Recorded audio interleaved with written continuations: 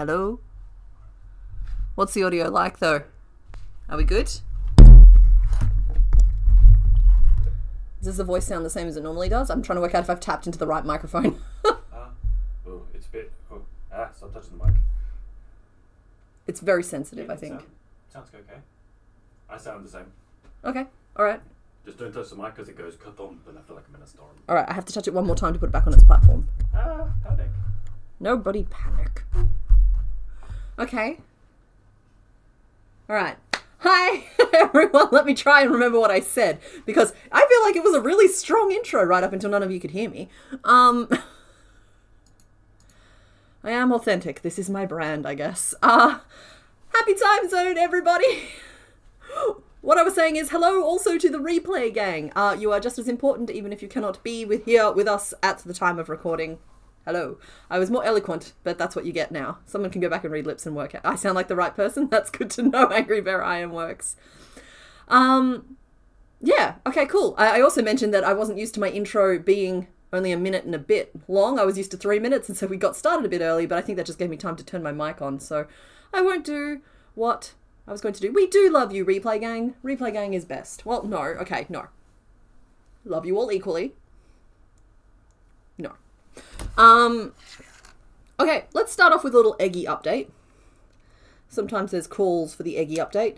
It is getting fairly crusty. It looks like a little iced cupcake, but it's got like this massive chunk of crystal attached to the bottom of it. And honestly, I should probably drain the water out of it at this point. I don't know how much longer it's got in it.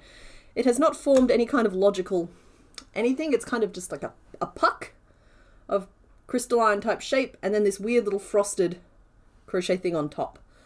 So there is our Eggy update. There we go. I'll pop that out the way. You might notice that we still have all of the Pokemon out on the desk, though I would warn you, I am in the middle of filming the Soul Silver episode 15 at the moment. I've made 4 out of the 6 Pokemon. I think I've cleared all the spoilers out of the way, but if you go looking for spoilers, there is potential that you will find them. So just don't go looking for them and you will be fine. He is a little bit of an egg on a crystal sleigh. Yeah. A little bit of a glazed donut, exactly. They're being born. I honestly just looks like the egg was laid in, like, with a lot of extra mucus.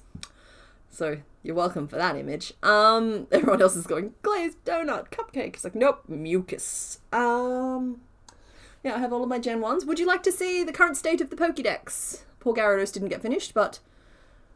Alright, so that's where we were a couple of weeks ago. And this is where we are now.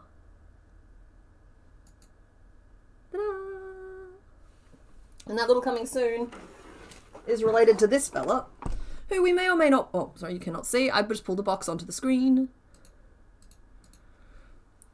Who we may or may not work on today, but I have made progress with the body. It's just anything I have to do for him, I have to do like 15 or 16 times, and so it takes a little bit longer. Then we've got the head, which hasn't changed since the stream. I'll go up there. He still needs a tail. He's very, very poseable. I've put weights in the bottom of him as well, so he's going to stand up quite happily. And yes, I believe I have not yet shown you Croissant and Mama Scone. So there is Croissant. He got finished. He's got some little leggies. I think I managed to get some pretty decent definition into the legs. He's got both of his little toenails. And as requested by a lot of you, he does stand up. He's not sitting. Some Pokemon just... If I can make them stand up, I'm going to try. With him, we lowered his tail a little bit to act as a third point of stability. So, Croissant does stand. So there's him. And... come here, Mama Scone. Here is Mama Scone and Little Biscuit. Little Biscuit looks like she's been getting into the toads again. But, oh, I left a pin in Mama Scone. Sorry, Mama Scone. There you go, let me get that out of you. Mama Scone turned out a little bit doofy, but cute. To do it again, I would have lowered the hat further down onto the nose, and maybe made the nose not quite as pointy as that, and I think that that changes the face a little bit, but there they go. There they are. Have we thought of a name for Gyarados yet? We absolutely have, Breeze. We've named him Finito. This is Mama Scone and Little Biscuit. Let's pop you, Belle. Croissant, don't attack Mew. Come on now. So yeah, if I just... Hang on, which way do I scoot? This way. I'm not stable, but we'll do it. There, I've got all of them laid out on the desk.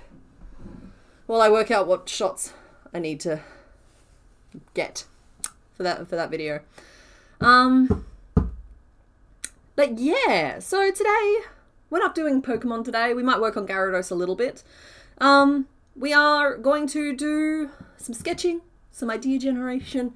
Probably going to focus a lot on 12 Days of Crochet and just sort of like try and work out some ideas and do some sketching there. What does my shirt say? Oh, this one here is... Dang, I can't remember the shop name anymore. It's like a Naughty Nibbler. Assorted candies. It's like an old... it looks like an advertising for a shop. I like it. So yeah, it's a kitty eating candy and I'm just feeling kind of spooky this morning. And here we are. So I'm still using my same little pencil. I have sourced more. I just have not gone and gotten them yet. It is cute. I really like this shirt. I wish I could remember the name of the shop I got it from because it's an online person. I got this one here, and I don't know if you've ever seen like that Frog Bubbles shirt. It's like a green one. I wear it sometimes, but I haven't worn it in a really long time. On stream anyway. I got that one at the same time. Have I decided the theme for 12 Doc? I have not, Andy. Therein lies the problem. We've had a lot of really good ideas. So far I have heard flowers or plants. And so like by the end of the 12 days, I won't necessarily sketch them all, but like by the end of the 12 days, you end up with, let's see, even like a leaf and like a tulip, like a bouquet of flowers, you know, something that looks nice. Maybe a branch of like some baby's breath, maybe a lily. And so you could like assemble the flowers that you want, which I thought was kind of a fun idea. It's one that we kind of talked about a lot last year, but never really came into being. Another one that I've heard is the dinosaurs, which was also a finalist for last year. So think of your usual nuggets. Bunch of miniature saws. Just trying to get the point across as quickly as possible. I don't know what that one is. Rar. 12 Days of Dinos. Cryptid Christmas can go on the list. So cryptids, but I'm not convinced that there is enough meat on that particular bone at the size they would need to be to do them. Like Mothman's a gimme, but like a lot of them have a lot of details that are needed for them to be identifiable, and I don't think it leaves a lot of creative room on the bone. So I'll just draw like a Mothman type of creature real quick. Hello.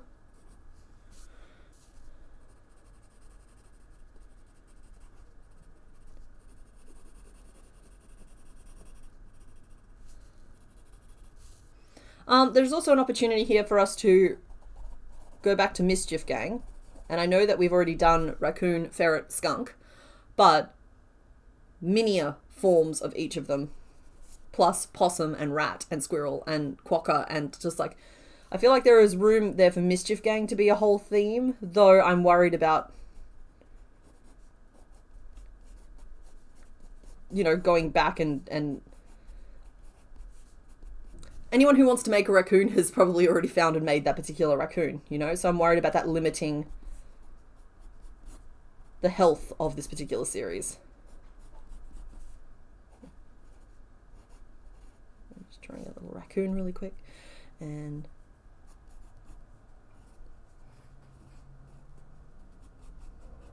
a little ferret. You know, squirrel, etc, etc, etc. But like mini Mischief Gang could be... I feel like there's fun there, particularly as they do stack. What have I missed? I need to go back up a little bit. Not Martini. While I like the concept of extinct creatures, I would have to tie it into more of like a dinosaur place, just because otherwise it's really sad really quickly. But I will put extinct down here as an extension of the dinosaurs, because then we can do like Cambrian as well. So that brings how do you say it? Anomala locaris or something into the mix, who I'm going to get wrong from memory, and I'm basically just going to draw Anorith. It's like something like this. He's got like some sort of fin at the back, stripies, but also brings things like Dodo, who are both bigger and smaller than you think that they should be. They're about 1 meter tall, the Dodos. And they've never had a single thought. Oh, my goodness. Sorry, folks. When I look away to flesh out an idea on the page, I'm missing some of them. If I miss your idea, feel free to, like, say it again. Just don't, like, spam it. Animals mistaken for mythical or extinct. So, okay, yeah. Platypus, coelacanth, okapi. Oh, yep, and Olm. Okay, I have heard of all of those. I'm going to label that the mysteries. Though I will say that we did do a They found me. Give them a second.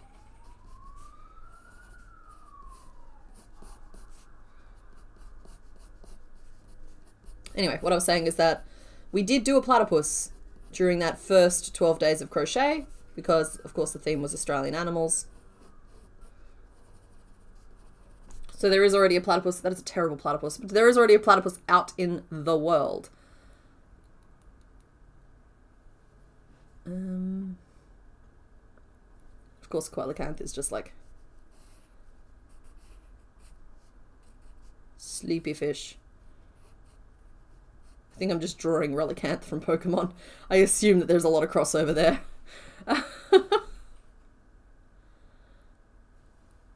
You'd like to see a bat pattern? I mean, I have a bat pattern on the channel, but it's not really a 12 days bat, so fair enough. No.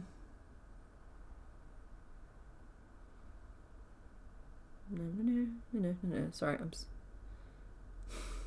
the 12 days of Asian animals with one South American animal would be appropriate. Okay, what are some, like, Asian area animals then? Like, what are their, like, mainstays? Okay, my brain immediately goes to panda, right? And y'all, okay, I'm just gonna get ahead of this right now. Geography is my absolute kryptonite. I don't know what I'm talking about when geography comes up. I am usually just making broad guesses. So if I say anything profoundly stupid regarding where things are, it's that, okay? I'm expecting to do so. Y'all feel free to correct me. I don't have a sore spot about it. But it's a known thing. So if I say something like just profoundly dumb on the subject, correct it for everybody's sake. And don't use me for your geography homework. That's an approximation of a panda. Ooh, I'm seeing red panda. Okay, we could have just like a collection of pandas. It's a lot of color changes y'all are seeming to want to sign up for. Because like both the panda and the red panda are largely distinguishable by their color markings. And again, I'm just drawing a stuffle. That it's actually a red panda being big and scary. Approximation only. We have the Asian elephant, which always looks a little bit squeezed. I will look up what an actual Asian elephant looks like. But for now I'm just going to draw a little Ellie.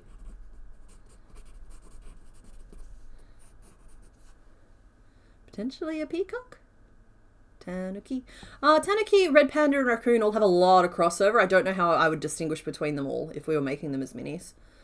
12 days of symbiotic could be cool. One day could be half, then double, then the second half. So it'd be... Oh, okay, I understand. I understand. That's an interesting concept, random person. I don't know how to sketch that to add it to my page. It's an interesting concept. I think I've lost the scroll. I have lost the scroll. More animals from other continents? Yeah, but... The geographical theme is a really helpful one. It's one I tend to fall back on. But I also don't think that there's anything necessarily wrong with the animals still being from all over, but grouping them together with a different theme. because like you're still getting stuff from everywhere. 12 Days of Nopes. Amy Liz, I can't think of a faster way to have people just avoid the series. It's bad enough that I had to like label spiders everywhere when we did the spider the other year. Mini Pokemon. Oh, I can't do it. No public patterns. 12 Days of Endangered Animals.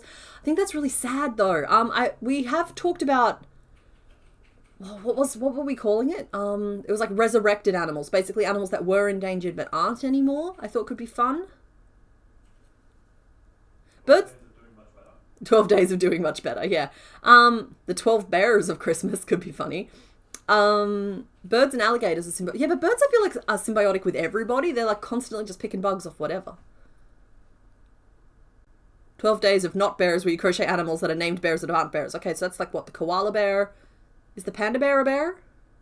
Because I know that like we've got like, I don't know, I think I know a lot of bears, not a lot of not bears. Because like, I know I've told my Arctis Ursus horribilis story, so I still have the 12 days of things people thought did or didn't exist, like the creatures from the man-bats of the moon. I've not heard of that particular one, though. Faith, I think I've seen a link that you've left in the Discord that I just haven't like explored properly yet. Aquatic animals could be interesting. I think that's enough different body shapes and instant knowledge for me that I can like add them to the list here, because like we have just made the Dumbo squid, but it's given me a really good pattern for just like a base mini ock, little ocky.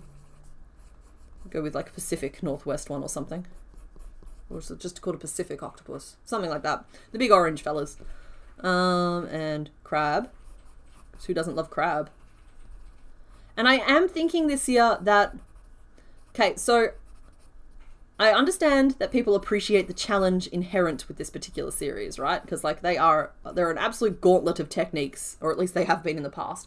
But I'm thinking about like softening that a little bit this year, and rather than going for like as hard as possible where every stitch is a challenge, that they might end up, I will come back to that in a second, sorry. I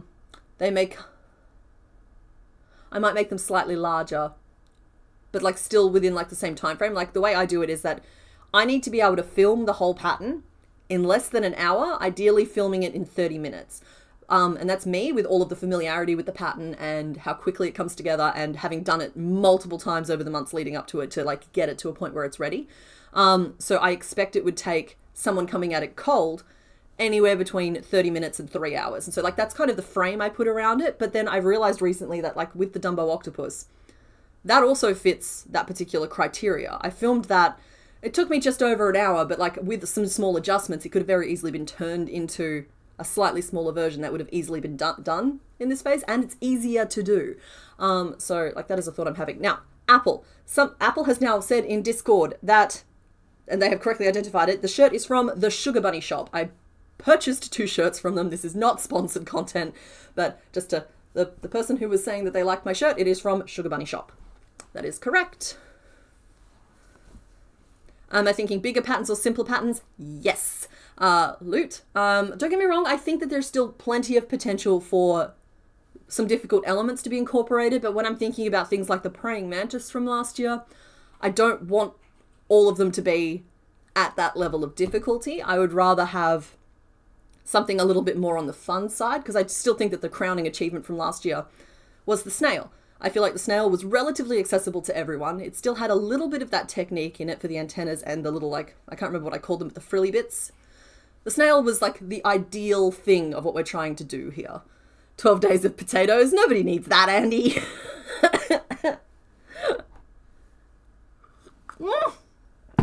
Honey, could you please bring me a microfiber towel, please? I think we're out of paper towel. But I apparently decided to take a shower on stream.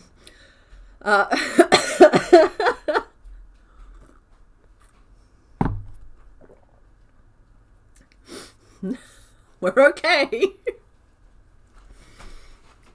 Oh. Okay, thank you. That gets the job done. I just wanted a microfiber towel because it would soaked it up.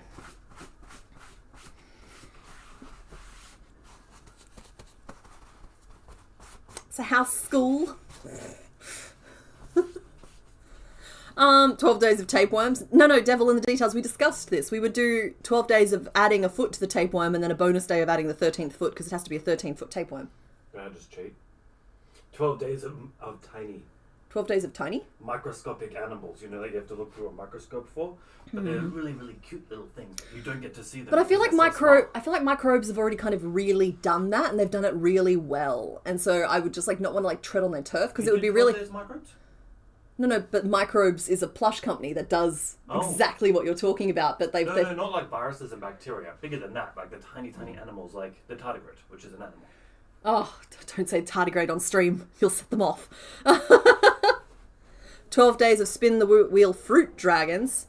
Okay, Nerded here, I've seen the fruit dragons thing. Sorry, I did actually see it before, I just didn't say it out loud. I feel like it just might be too much detail. What I would do in that context is, not that context, wrong word, but like, the ideal form for that particular thing would be for me to put out a dragon pattern, and then for all of y'all to like apply your fruity fun to it. But I think we did talk about doing like a wheels theme where I had like colors on one and shapes on another. And then say we spun up like a blue square. I can't represent blue with a lead pencil, but let's say blue square was my theme. And so like, okay, cool. So I have to make a creature that embodies square in blue. Which of course just looks like a Minecraft frog in my hands, but like I would put a little bit more thought into it. And that would be our blue square pattern for the day. So it's a little bit more creatively challenging for me. 12 days of nature's D students, aka barely passes. Oh, sorry, Kari, my immediate go-to for that is those frogs that have like put all of their stats into jumping and absolutely none into landing. And so that they always kind of land like this. Yeah, this is them hitting the ground. Just like... Boomf. Boomf. They give like a little hop as their legs are still like stretched out in a hopeful pose before landing. You know what I mean? The pumpkin frogs, that might be what they're called. Hi Soul! 12 days of how are you still here?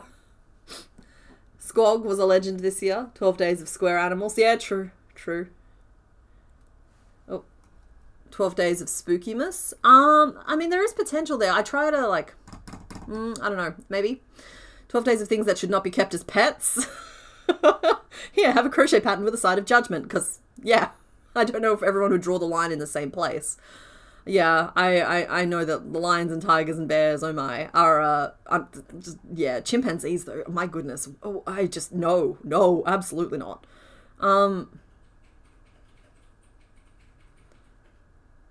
Yes, they are the pumpkin toadlet. Did I do art classes? I mean, in high school. I also, okay, cards on the table. I also technically have a Bachelor of Arts in Multimedia Design, but that had very little to do with drawing. Oh, sorry. Jostled you. 12 days of flying creatures. Birds could be fun, because, like, I know there's at least one other person here that appreciates the noble pigeon.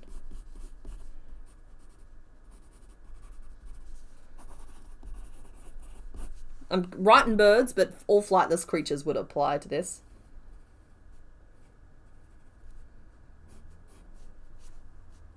Clearly a pigeon.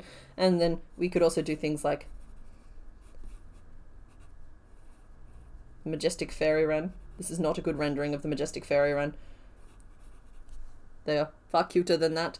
Although, and we could do the ibis, which some of you know as the bin chicken, but you should stop calling it that. Unless you're doing it out of just fun and the ibis around you don't mind. Like, it's a joke if everyone, including the person it's aimed at, is laughing. But, I don't know, that almost feels like a creatures that have been wronged type of rant regarding pigeons and ibises. 12 days of feral house appliances. You really want to sit here and make a microwave? Maybe a toaster. Cute little toaster.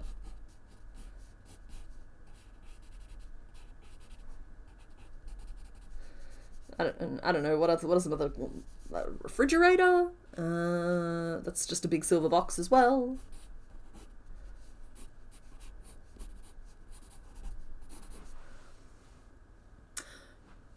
Yeah, a whole lot of different bird shapes. I agree with that. 12 days of maligned critters could be. You would absolutely make 12 mini appliances. Okay, but you're going to have to suggest some appliances to me because I ran out right around microwave, toaster, and fridge. I don't know, kettle? But kettles look different everywhere. I suppose, okay, but kettles look different everywhere, so I could just call it a kettle. Okay, kettle. Just a big old stand mix. Kettle, rice cooker. Ooh, rice cooker's good. Hold on. Blender. Hold on. Still drawing my Kenwood. Anything that requires transparency becomes hard. So, like, blenders and such become difficult. Let's be honest, modem. I think everyone's modem is in the kitchen. I think that might actually be an Australian thing. Chopping board. I am flat. That's not an appliance. I am naught but flat. Not but flat. Knife block. Not an appliance. Not an appliance. 12 days of rodents.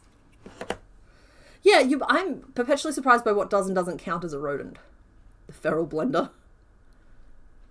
Floor fan. Oh, yeah, okay, I'll... I think that's enough appliances for now, but... Put a nice little pedestal fan. I'm a fan. And it'll be summer, so I'll be able to, like, feasibly have my fan running while filming that one, so that's fun. A waffle maker. This is just a very niche idea that I don't know if you guys are thinking through properly. Stand mix. Just don't let Steam... I did the stand mix. Just don't let the stream vote for the theme. We are chaotic enough to choose appliances just for the bit. No, Team Master, I know. But, like, that chaos is really good for idea generation. And then I will make some decisions that some of you might be like, why? And then you'll make them and you'll be like, oh, fungi could be fun. I can do a little, like, mushroom section. I don't know if that's 12 days worth. Because it's just a lot of the same type of structure. Just different shapes. And what I mean is that, like, a lot of them would be, like, different sized cap type things down to a stem. And so it's not like the most stimulating thing to make a lot of. Even if some of them are spooky and cool. So yes, it is in a little ink cap. So we have fungi, and I know that there's like shelf type mushrooms and little button guys, but like they're still just like the same shape, the same structure. Oh, I would absolutely do the appliances as mimics. Like, I don't know how it would work at the size we're talking about, but like... I do like the idea that each of them is like a surprise mimic, and so like there's, like with the blender you take the lid off and there's just teeth all the way down.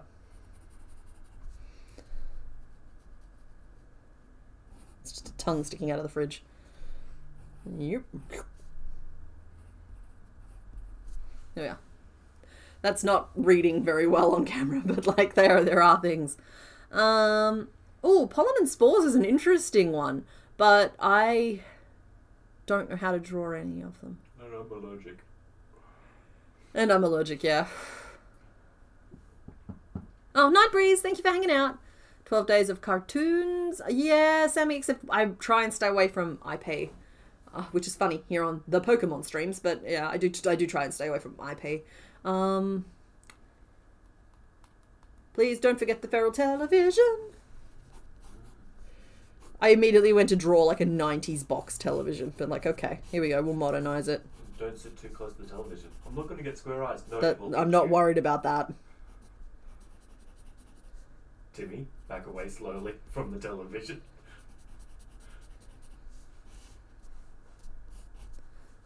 The TV.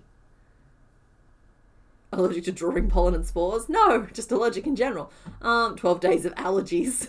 12 days of tubers. If I went for copyright and IP, I'd suggest the Tea Dragons from the Tea Dragon Society. Maybe.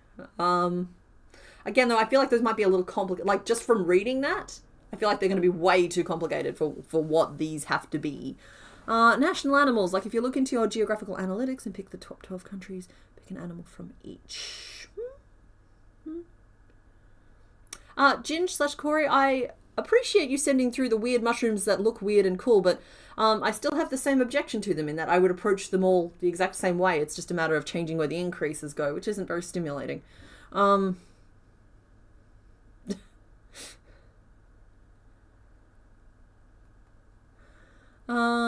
12 days of bright coloured animals, making a complete reef. Oh, that could be fun. I like the idea of like some sort of like fish tank. So we could have like a starfish. We could have... Can you imagine tuning in for day 7? Seaweed. Some brain coral could be fun. Well, not brain coral, but swirly one. And we could have some little fishies. Oh no, this little fishy's lost. He's a freshwater fishy. What are you doing here? Ah! Mythological, yes. Okay, let's add mythological to the page. Oh. Sorry. My eye got itchy and I freaked out apparently and threw my pencil at my face. We're apparently a little twitchy today. Just a little. Where'd my pencil go? Okay, we're going to get it. There we are.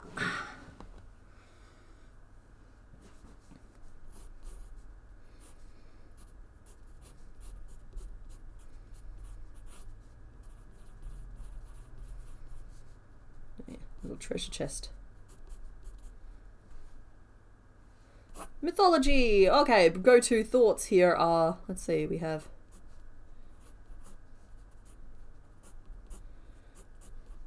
the world's worst... Pegasus.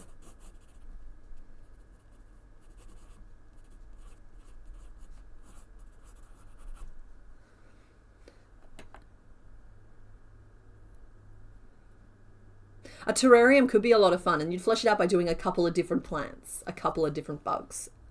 Please don't stab yourself in the eye. Yeah, no, that's not the best idea. That's what we've got safety on.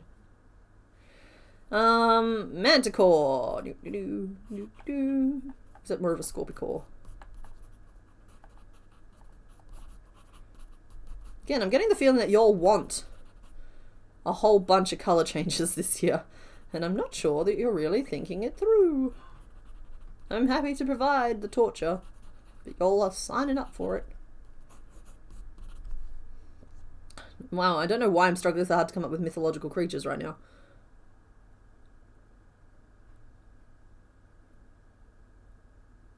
Okay, I'm seeing some love for terrarium. So this is why I knew I could just, like, not think about this until... Apple, I'm gonna close the Discord because I can't with your the feral appliances you were sending through are killing me right now. So for the terrarium, we could make a rock. We could make a second rock. No, seriously though. Okay, a terrarium is allowed to have a frog because froggy in the aquarium. Any idea is a winner as long as we get to have a frog. I don't think I've ever drawn a frog the same way twice. Anyway, we have a frog, and he's licking one eyeball for some reason. We could have some interesting little, like, roachy type bugs. Some little slaters or something. We could have plant. And rock. So again, tuning in for day 6 for the rock doesn't sound great. The rubber ducky arthropod? Sure. There you go. Give me tiny intricate crochet patterns or give me death. No. You want a frog so desperately? Okay, but we have got... Okay, the thing that's holding me back here is I strongly feel that little mini frog that I did during the first 12 days of crochet is the perfect quintessential mini frog. And so, like, the idea of going back and changing anything about it hurts me. 12 days of folklore animals. You can give the story and people can guess what the animal is for the next day, like a story about the kitsune or a dragon or a sleipnir. I don't know what a sleipnir is, but I know the other two. Vintage techniques or patterns. I don't know any vintage techniques or patterns, and I would have to look them up. And that doesn't feel genuine. Popping on to say hi. Hi, Mag. Happy time zone. Oh, gecko in the terrarium. I mean, I appreciate the fact that we're all kind of putting like a thin veneer on it, but like I understand that we all kind of just want 12 days of reptiles / amphibians.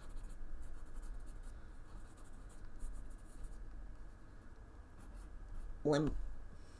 13 days of sporting goods. 12 days of dogs. Okay, well there are different shapes when it comes to the dogs. We've got like the one that's kind of shaped like this. Oh, my cup of water is in the way. Hold on, let me move that. We have the long sir. I am not good at drawing dogs, apparently. We have the small fluff.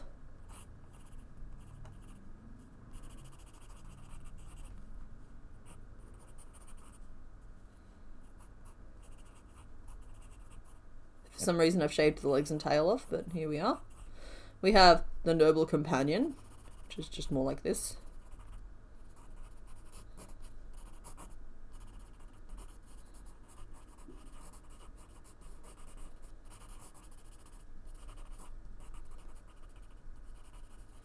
Really hoping if I just keep scribbling it'll turn into some kind of dog.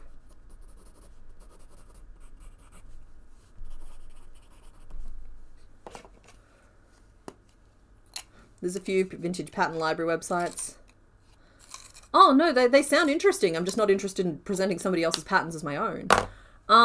Like an excellent source of research. Herpetology for the reptile theme. Griffins! Oh my goodness. I still love the idea of like a sparrow rat griffin or a... Wait, what was I thinking of the other day where there was like a different kind of mashup that I thought would have been funny? It wasn't griffins, it was something else. It doesn't matter. You guys can't possibly help me with it. Only Mr. Bones could possibly help me and I don't think he was listening. Giant floof. Extinct animals, pets, reptiles, amphibians, shells, animals. Yeah. So, okay. We have, as you can tell, there's lots of different options that we could go with here. And, I kind of have to pick a direction a little bit. I feel like I let the bird team down. Let's add a penguin to this.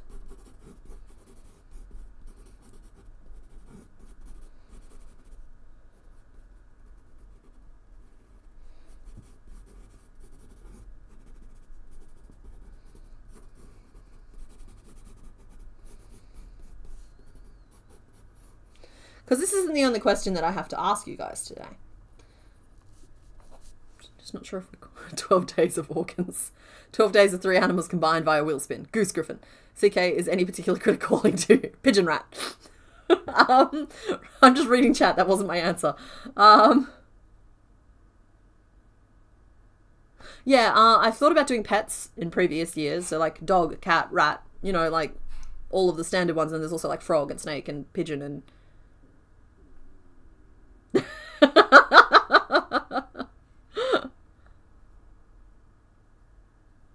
Well, yeah, but okay, let me just say this. I'm loving the idea of the feral appliances. We may make some in the future. I don't think it's strong enough as a concept to carry the burden of paying my bills in December.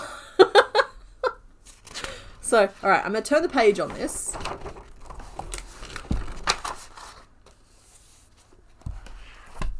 And there we go. I like the idea of pets. I think pets gets its own page as well. Well, not as a new section of the page. But something else that I want you to be thinking about is it can be one of my existing animals that I've already done. But like, if you could see something be absolutely colossally, ridiculously huge, which one of the patterns would you necessarily think about that being?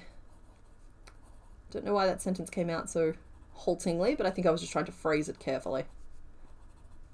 Okay, we have a guinea pig. We have... I don't know, I think chinchillas are funny little guys.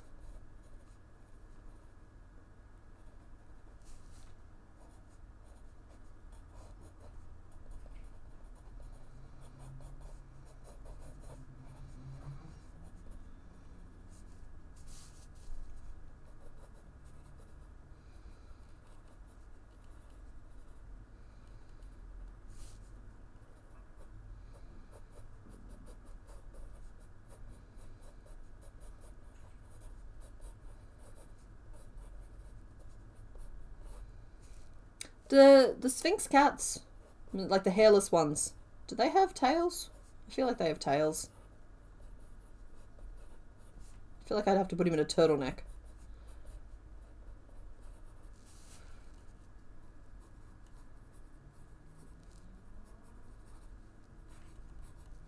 Again, apparently dogs are my blind spot when it comes to what shapes make them up. Which is weird, because I would consider myself a dog person. But like with everything else, I put my pencil on the page, and it turns into the animal I want it to be. And with dogs, it kind of just turns into a mess. Weird.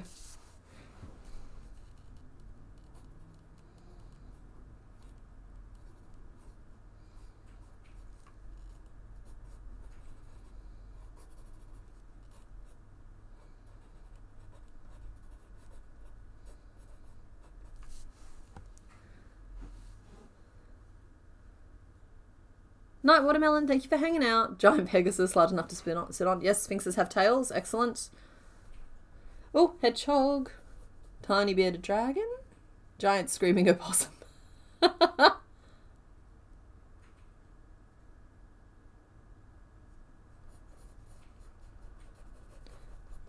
Sorry if I'm missing people's ideas. Unfortunately, looking at what I'm doing is a part of this. I am doing my best. Hedgehog is on the page. We added Hedgehog. Well, I was working on a series that was like cats with jobs at one point, but it kind of wasn't anything. At the moment, something I think is really cute is the idea of doing shoe animals. This is going to sound ridiculous, but like bear with me for a second here. So, you know how there's like a kitten heel? It's just me not being able to draw a shoe. So we'd make a shoe, and then there's like a kitten in it, and it's a kitten heel. But like the real winner of this is of course the... Hold on, let's see if you guys can guess what I'm drawing.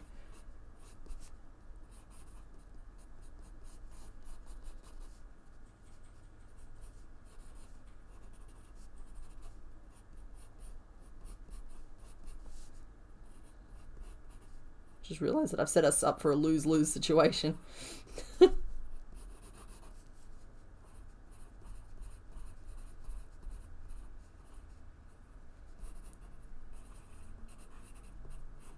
It's a croc. Hey, it's a croc. Exactly. Hey, you guys got it. So like, yeah, kitten heel, croc. And there's also stuff like the mule. I don't know what a mule shoe looks like, but I know it's a shoe and an animal. Dang it, there was another one that I had. I'm trying to remember. Hold on. I'm going to consult the group chat.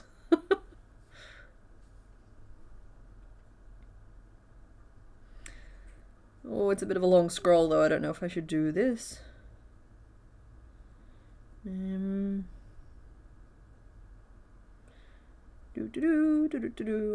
there we go. Hang on. We're nearly there.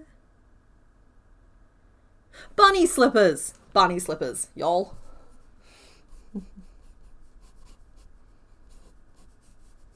Just like tiny sleeping bun.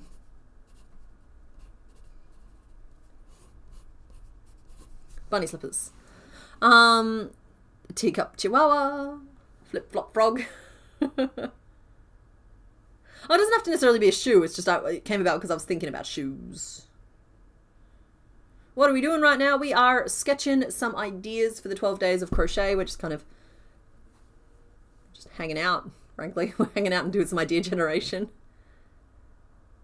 I really just want reptiles or amphibians. Yeah, I feel like Nibbledrake that actually describes a lot of people.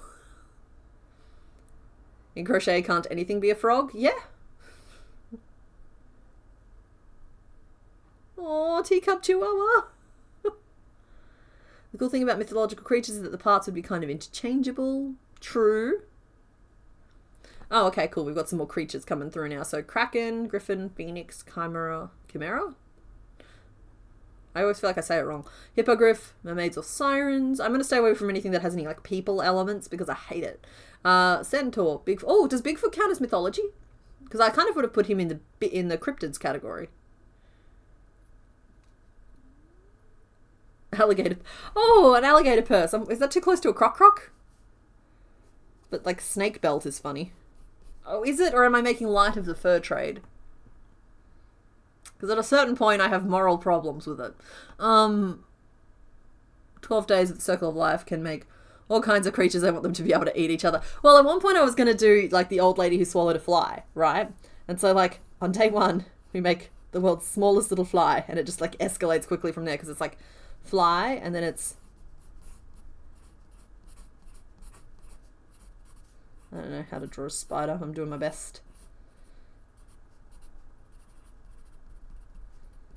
Why so much time on the spider? Then fly, and then we make spider, and, like, the spider has, like, a mouth, and you can put the fly inside it. But then I was worried that by the end of it would get too big, because then it's, like... I think it's frog after that.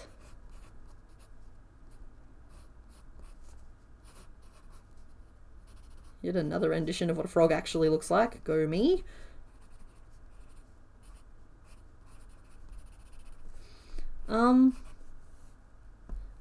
Oh, was it a bird, not a frog? Because, like, it ends with a horse, right? I think it's horse, dog, cat, bird, spider, fly. Oh, in your version, she gets to a bear. Huh. Yeah, I've seen the 12 Hungry Caterpillar people, like, I've seen patterns that do that already. I'd also have to crochet an old lady if I did that. Just an old lady bag. The drawstring. Oh no, that's too awful. I don't want to draw that.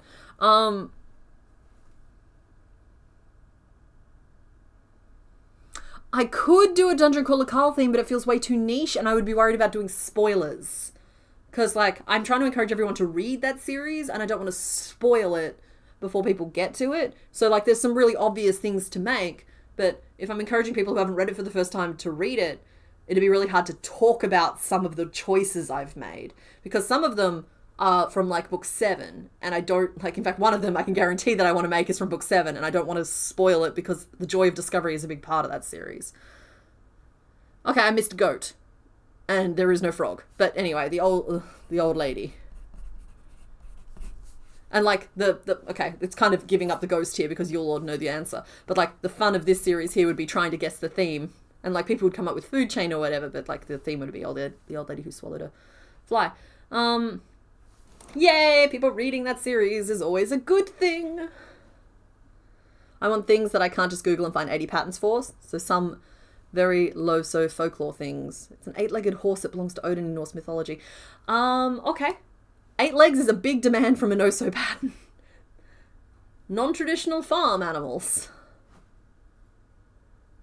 Fly, spider, bird, cat, dog, goat, cow, horse, then she died. Okay. Apparently in one version she got to bear, though, which would be interesting. Pollinators could just be a bunch of bugs, because it's like moths, beetles, and bees are the big ones. But then I think some plants do use larger animals to pollinate them. Animals that look like other animals. Ooh, interesting as an idea. Could I make it work? 12 Days of Fidget Toys is a fun one, because I've recently been playing with, like, crochet interlocking cogs, as you saw with the octopodes. So we have, like, cogs. We, of course, have... I actually think just, like, making 3 segments on a giant fidget snake every day is kind of a fun idea, but, like, it's not a fun video series. So I might just do that for a month, see if I like it. So we have fidgets, and we have pops as well. It's just, like, the little blisters that pop in and out. There was also one that I was working on for a while there, that was, like, one of those 3 do-bit rotational bits where, like, they, like, rotate around and around and around.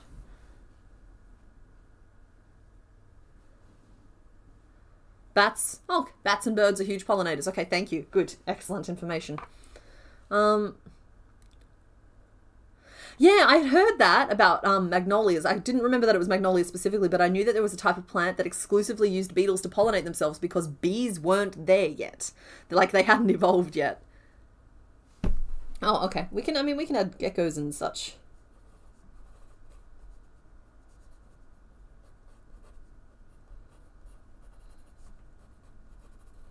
It's just not going to be a good-looking gecko, apparently. Sorry about that.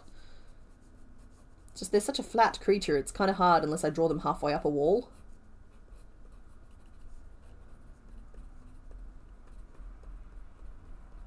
Yeah, leopard gecko, and who was the other?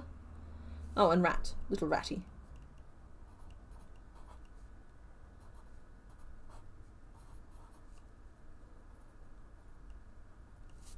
There we go. Tiny rat.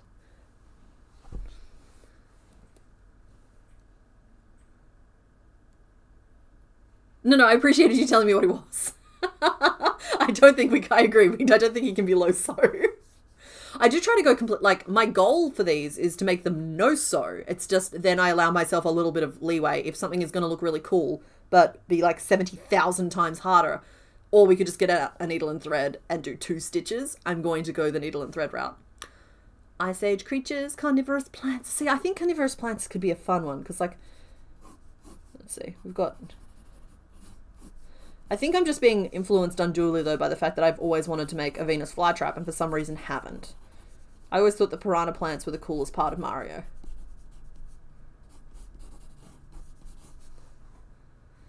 You've got, like, the pitcher plants. Apparently, I'm only aware of the Pokemon-looking version of them, but they do still look approximately like this.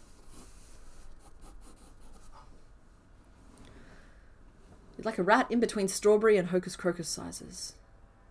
Okay, yeah, no, but I'm thinking about doing that and adding that to the Mischief gang anyway. So, like, I am honestly, just through this whole conversation, I'm kind of arriving at a point where I actually think that mini Mischief gang might be kind of fun. I'm just worried about repeating the same animals. Because, like, you might just need to bear with me while I try and work this thought through out loud. So, with the raccoon, I think the hardest part isn't the forming of the feet. That might be a strange technique for anyone who hasn't done it before, but it's not particularly difficult. It's just a little fiddly until you get used to it. The hardest bit about the raccoon is the colour markings on the face. Now, to try to do that at any smaller size is going to be rough, because it was already really difficult to line them up in the first place. And if I'm going to call it Mischief Gang, it has to be, the raccoon has to be part of it. There's just no way around it. Because, like, we'd have, like, what, squirrel, rat, opossum, and I'm just, the ones that we already have are skunk, furt, and raccoon. So maybe I could leave those ones alone if I could come up with 12 more that kind of go with that theme. Goose. I like goose. I like quokka.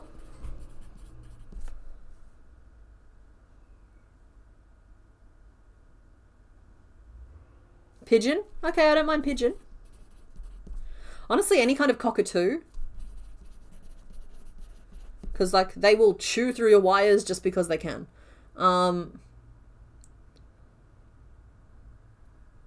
Magpie, crow, nightjay, crow. I would do a crow or a magpie, and I'd lean towards crow just because of the colours. Nightjay, thank you for hanging out. Well, the fun thing about albino... Oh, I mean, I guess I could make an albino raccoon. I was going to say, the fun thing about making something simpler colour-wise is that if I start with the most complicated version I can, and I share the pattern for that, I feel like anyone who is surviving that pattern can work out to just not do any colour changes to make it a plain white one. Okay, cat, maybe. Maybe. Seagull, I think, belongs. We're entering bird territory pretty hard here. I've got opossum. I guess we could have regular possum. Those are different. I did do a cockatoo in one before. I could do a galah this time, you know what I mean? Like, but good catch. Jackals. You guys can't possibly read my writing. I apologize for my scrawl. It's kind of hard to write with something that's not even the size of my hand at this point. Kia. Those are those giant green dumpling birds.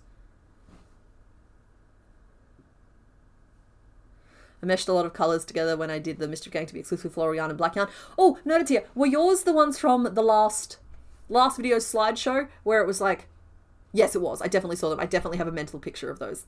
They were so pretty. Like, great. It's like I have to go with the boring colours so that I can help the people who just want the standard get there. And then like I get to see all of the really cool like creative combinations and the giant yarns and stuff. With you guys, you take it and run with it, and that's great for me. Oh, Night Nibble Drake. Squirrels on the list. Don't you worry, squirrels, top of the list. You can't possibly read this writing. I should probably put just a text document on the screen. How do I do that? Can I get a notepad? Oh, that's full of stuff already. Oh, hey, that's full of craft combo stuff. Let's not save that. That's fine. Let's do this. I'll make this a little easier for us, but you just have to bear with me for a second. Not a display capture. I need a window capture for the notepad. Okay. Don't know what's about to appear on the screen, but it's not like I've got anything suspicious open. Oh, hey! We've got a thing. I'll put it here. Alright. So, on this list we currently have squirrel, rat, possum, opossum, goose, quokka,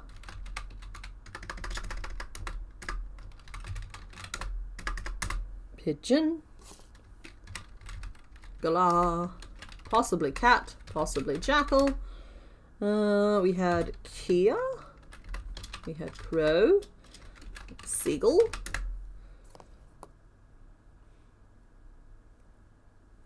yeah.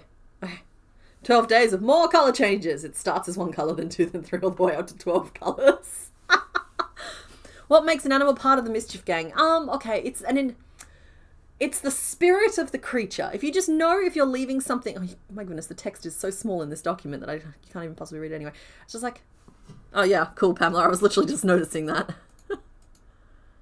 Alright, we'll work that out. Hold on. I can zoom it. I'm not familiar with this particular notepad. Program. Oh, there we go. Ah! Go away. Better?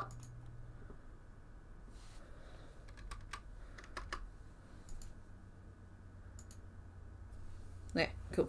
Yeah, it's just like, I can see them getting into mischief. You know, they have that little, like, naughtiness to them. Like the quokka, for example, on Rottennest, they give you a padlock if you're staying in one of the tents to lock your tent shut because the quokkas have worked out how to open zips to get at your stuff.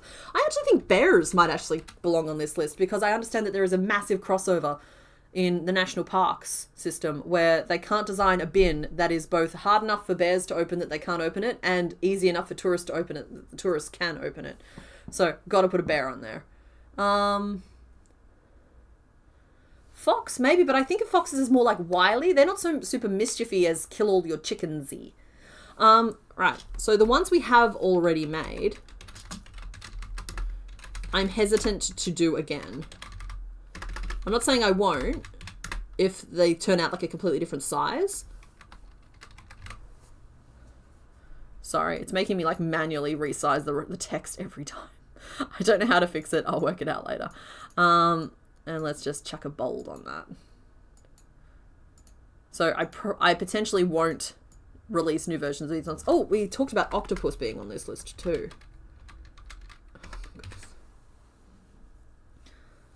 Yes, the bear problem in the trash bins. Exactly. It's like you have to have... You kind of have to have... Like, there's a feel for it of just like... I guess it might be like the toddler theory of like, if you can hear them, it's probably fine. The second you can't hear them, you start to worry. It's that feeling, but in creatures.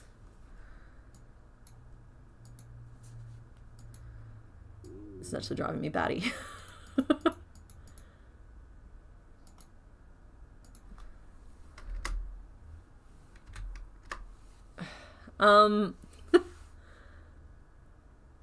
Oh, right, sorry. I have seen monkey. Not a fan of monkeys. That doesn't mean we won't make one. But honestly, the tamarin that we did, I think it was last year, it could have been the year before. No, it was the year before. The tamarin that we did was kind of like my limit of how much patience I have when it comes to monkeys. So we have made the lemur before. I didn't mind that. They're just a little too people-y for me. Maybe. Oh, I could just turn this into a bulleted list. Let's do that. Maybe that'll maintain my formatting for me. Nope. Oh, for goodness sake. I just found the font button. Alright, cool. I'm fixing the problem. Just bear with me. Alright, cool. Cool. We're good. Okay. And we're huge. I swear I'm relatively good at this stuff.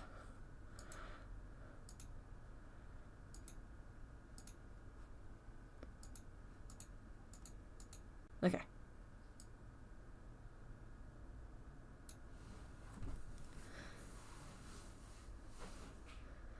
I think I've had very different interactions with foxes than some of y'all. Lemurs are not monkeys. Yeah, lemurs aren't people-y, I agree with that. Didn't I already make a crow? I did make a little crow, but it was a while ago, and it kind of feels like one of those patterns where I feel like I failed to capture said little crow. Because he kind of just looks like...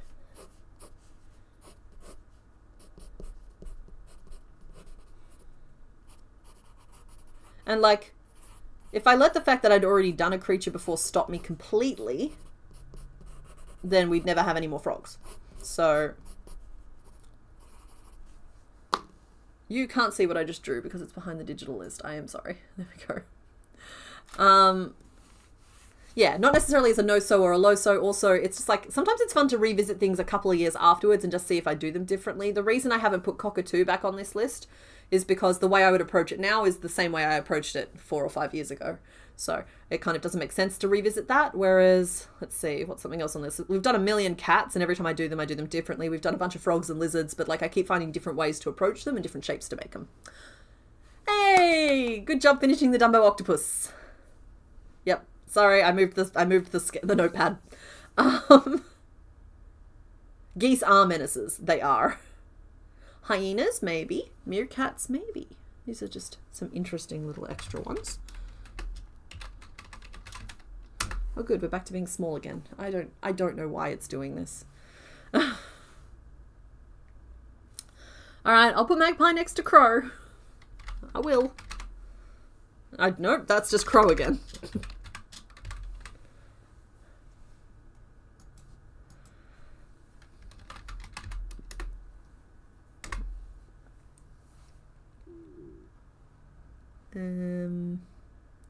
Okay, what's a nose bear? Because I've seen that crop up now twice. Let me just do a little... Oh, I see! Oh, okay, I know them as Cotamundis. They're very cute. My goodness, they look like mischief going somewhere to happen, don't they? Are you talking about like the slow loris? With the monkey with the really big eyes to see in the dark? No, because I don't know if that even counts as a monkey.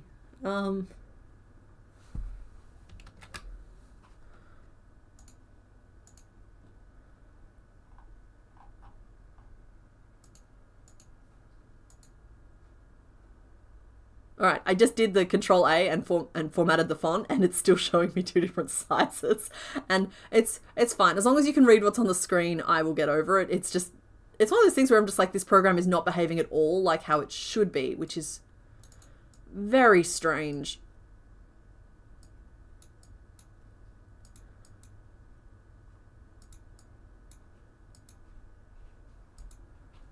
It's like, why? Why are you like this?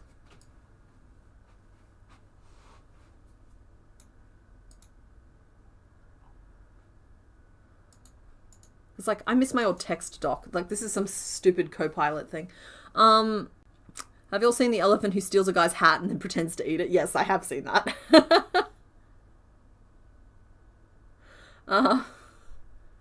Maybe I can get around this by just adding things to the middle of the list. Nope. Honey badger? Just gonna end up with a list that is chaotic. You made a mini Cody. Oh, I did see that. Nibbles? I shouldn't shorten your name like that, I'm sorry. Nibble Drake. I did see the Cotamundi that you made. It was very cute. Suggestion for the Mischief gang, this notepad. Yeah, I feel like this notepad is messing with me right now. Like, because it's just not following any of like the standard ways to fix what's happening.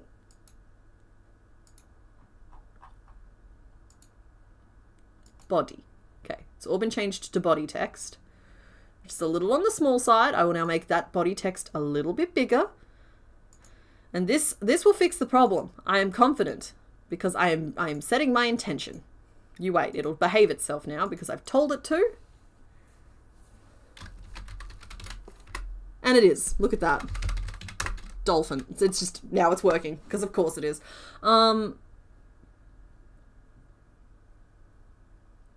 You're glad squirrels is first on the list. Your archaeology professor told you that jerks used to steal pottery shards from her dig sites and move the flag markings around. That's the thing, raccoons have been noted to like just be pulling up tent pegs on campsites. Not to access anything, but just because they can. Well, I'm seeing chipmunk. I must tell you that I am far more convinced. It's far more convincing for me to put something on the list if some of this stuff has ended up on the list because I already have like seen something that qualifies them. But if you include like a little bit of a story with it, it helps me convince me to put on the list. Tasmanian devil? I don't know. I kind of feel like they're more of a tragic creature. I think of them as being mean, and they have a huge, horribly sad issue with.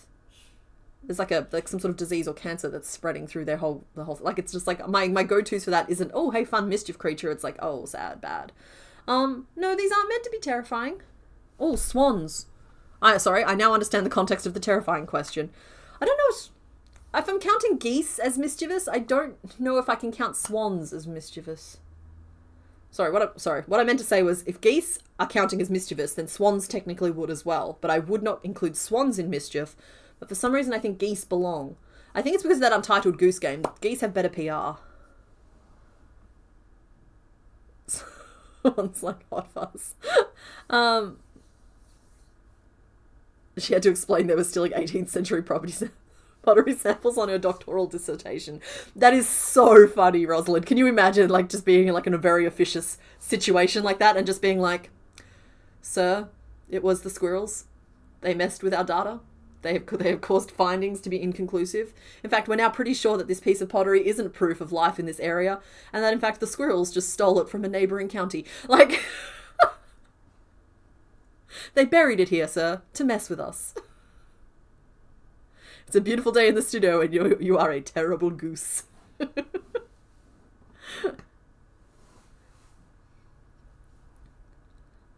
Reb, I have to read this out loud. Mutant hybrid animal creatures. A flower octopus. Okay, we're starting strong. A half cat, half praying mantis. Dear Lord. And then waffle maker crossed with a horse. It's just, okay.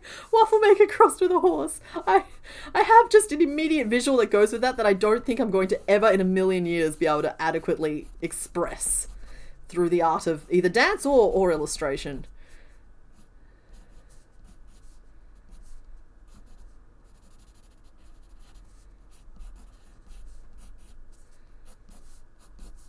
Is that what you had in mind?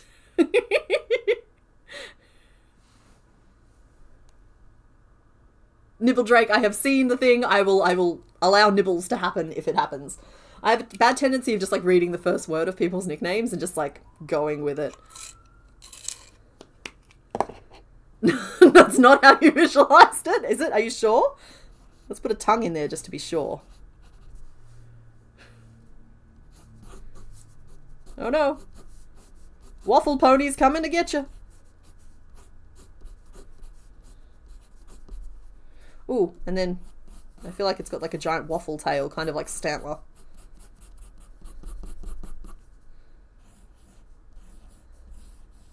Its hair is kind of like sticky syrup, which is hard for me to convey texture in this moment.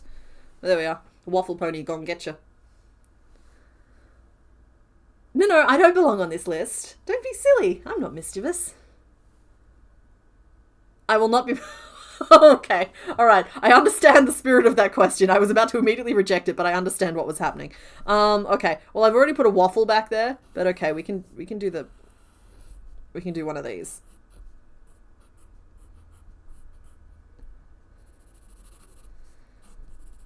Because it is a good suggestion. It's just also like, anytime anybody asks me to put a plug anywhere, yikes. Yeah, I thought the tail would be the plug. It is now. So the waffle pony is carnivorous. No, the waffle pony loves you.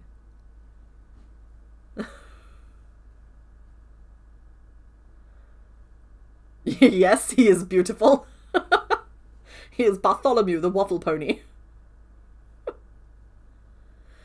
I like jumping spiders. I do. I have a soft spot for the little guys. I feel like I've made little spiders, and I have my really old, like, love bug types. Oh, good. This is such quality streamers. My arms are just all you can see. But, I feel like I haven't done the spider that I want to make yet. I've made the mini during the 7 days of crochet, and then I've made, like I said, the love bug or the pumpkin spider real early on in me working out how to make patterns. And so, like, jumping spider is one of those ones where I would love to make a proper pattern for one. I don't know if it fits in the minis. The main is whipped cream and strawberries. Yeah, well, no, it's drips of syrup.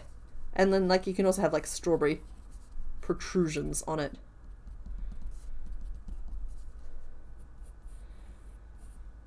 This might be... haven't done this in a while. I'm breaking out some colours. Let's see if they still work. Because otherwise, how are you going to know that they're strawberries?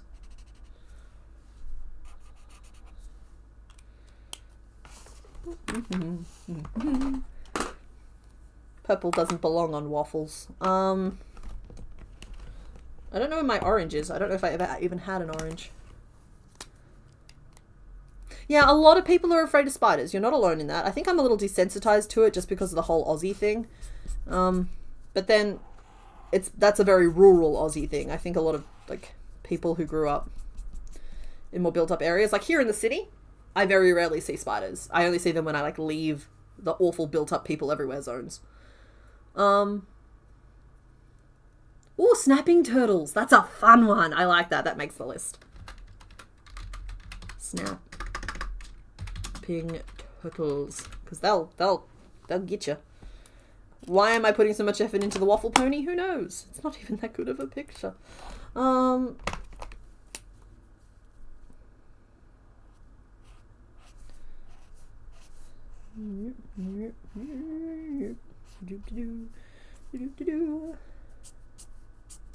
We really need orange for that. Waffle pony is love. The tail is a cord. Yes. There's also a waffle back there.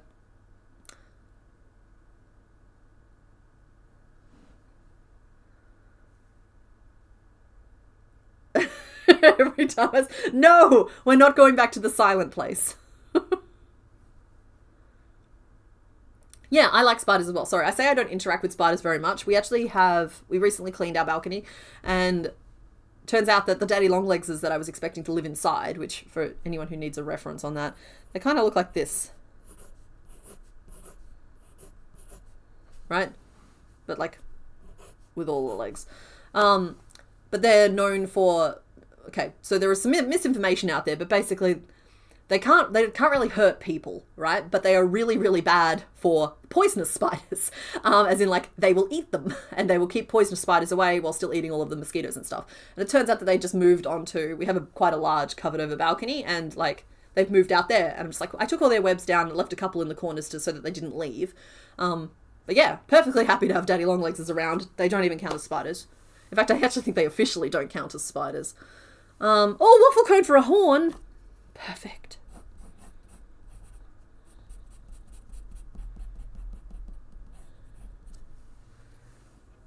Didn't read on camera, but it's on there now. Can we petition for the creation of the waffle horse? I don't know. I think that there's a pretty good chance I'm going to go into Skullicorn for Halloween. Note that. That's a new list. The old list is still there. I actually think it's kind of cool that it's hiding the name of my documents. For the record, they're called Untitled and Untitled 1. The next thing we have to do... Halloween is coming up, folks. I need some ideas as to what you guys would like to see for Halloween this year. And by that I mean the entire month of October. I'm just going to, like, shrink this on down. Oh, wait. Don't move that. Move this. Oh, I don't really want to put it over the top of chat. Maybe I'll just sneak it up here. And we'll... Sorry. If this was ready before stream, it would be a little bit more set. Okay. Here we go. Your house has cellar spiders. You like daddy long legs is better. Yeah, I just think that they're like, even, like, don't get me wrong. It's still not nice to have them crawling on you, but like they're fine. They're good. Appliance mimics. I'll tell you what. I will put mimic on this list, but I'm not making any promises.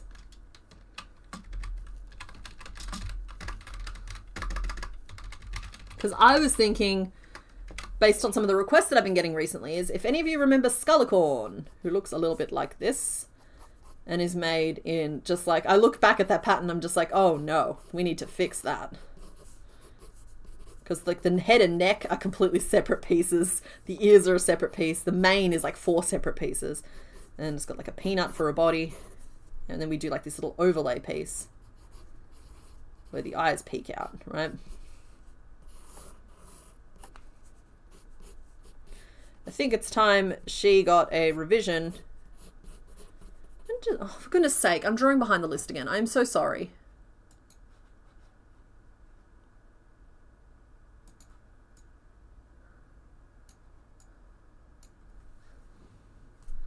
I'm sorry, Eldritch. I know. As soon as I saw it, I was just like, oh, of course you did.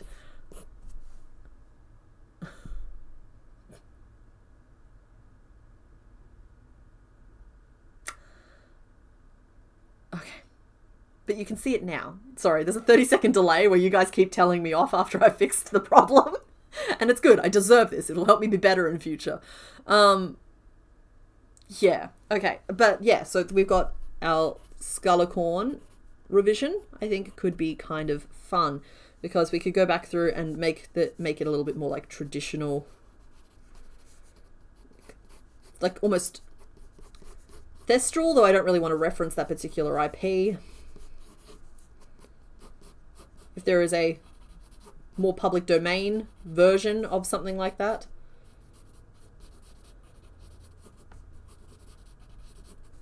Like make her a little bit more like skeletal, a little bit more like horse. Still with a little bit of cuteness to her though. Like we don't want to like take it completely away.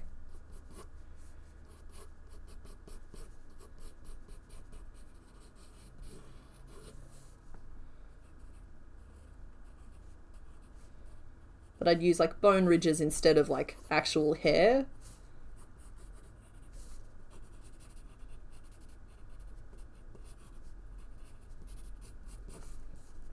Thinking something like that, and then we could even do like some bone plates underneath, maybe like some rib cage type details.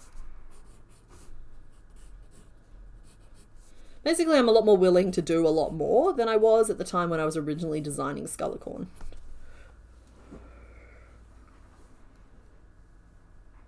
Nightmares, perfect.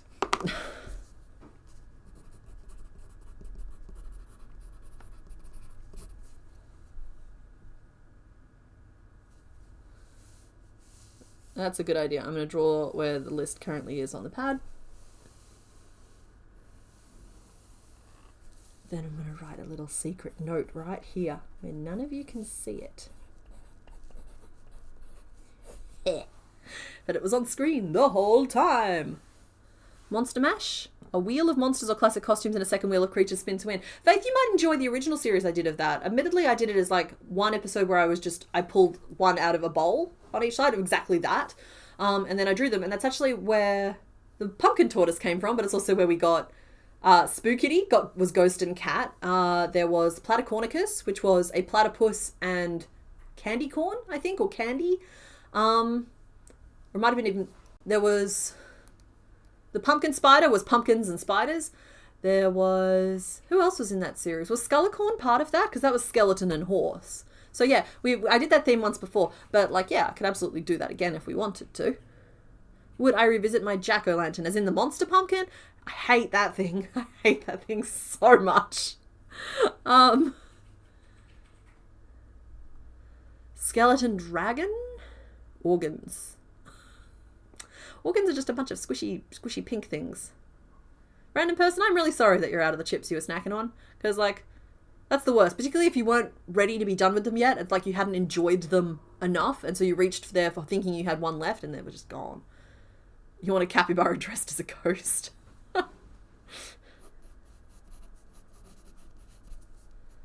With or without orange on head is the real question here. First of all, we draw capybara, capybara, capybara, capybara, capybara, capybara. Then we elegantly drape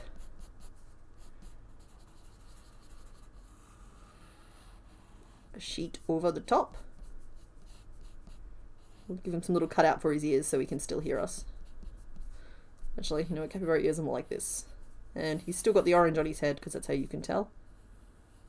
He's not good with scissors, so he's done his best to cut holes for his eyes. And that is sufficiently cute that I'm actually going to ink it.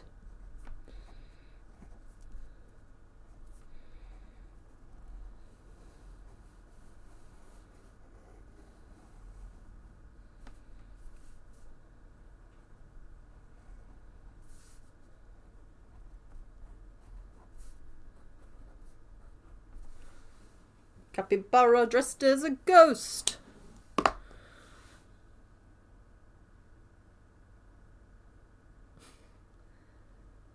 Classic monster movie monsters and mixed with creatures. So I come with vampire, capybara, Frankenstein, gargoyle. You've seen a capybara ghost? That's cool. I kind of have to go into this acknowledging the fact that anything that we could possibly come up with has probably been made before, but I have to try and put my own spin on it a little bit.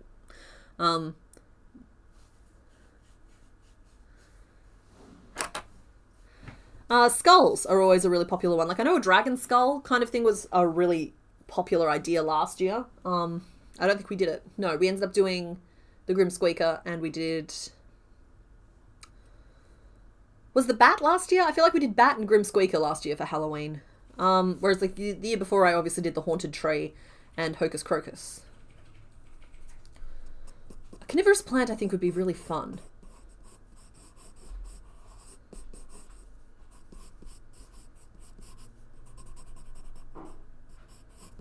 Without trying to make it too piranha planty, because first of all, I pay, but second of all, I also think that other people have done really good piranha plant patterns.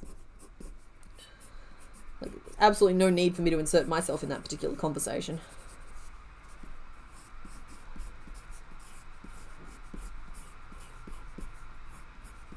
But I warn you now, if we're making a carnivorous plant pattern, it means that I'm going to make you make the plant pot.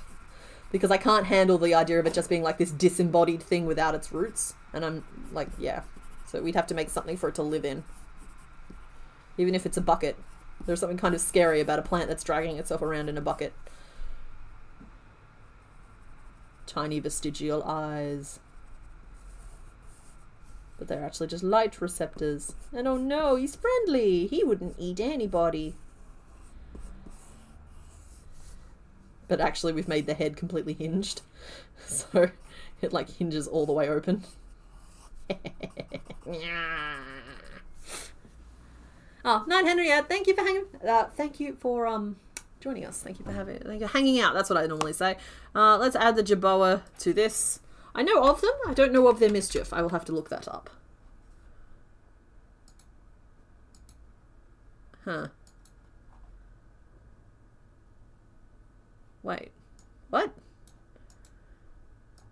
Sorry. I added Jerboa to the other list. For some reason, it's now split my notepads into multiple tabs. I'm so confused. Why? Why are you like this? Do you think you're anticipating my needs? Because you're not. You're thinking of the yarn cryptid. Oh, he's a little cutie pie. He's still in the background. I'm still disappointed I couldn't get him to crawl. But I do have like this hover set on my shelf of Mischief that, I mean, there's potential that I could make flying crochet ghosts, which, I mean,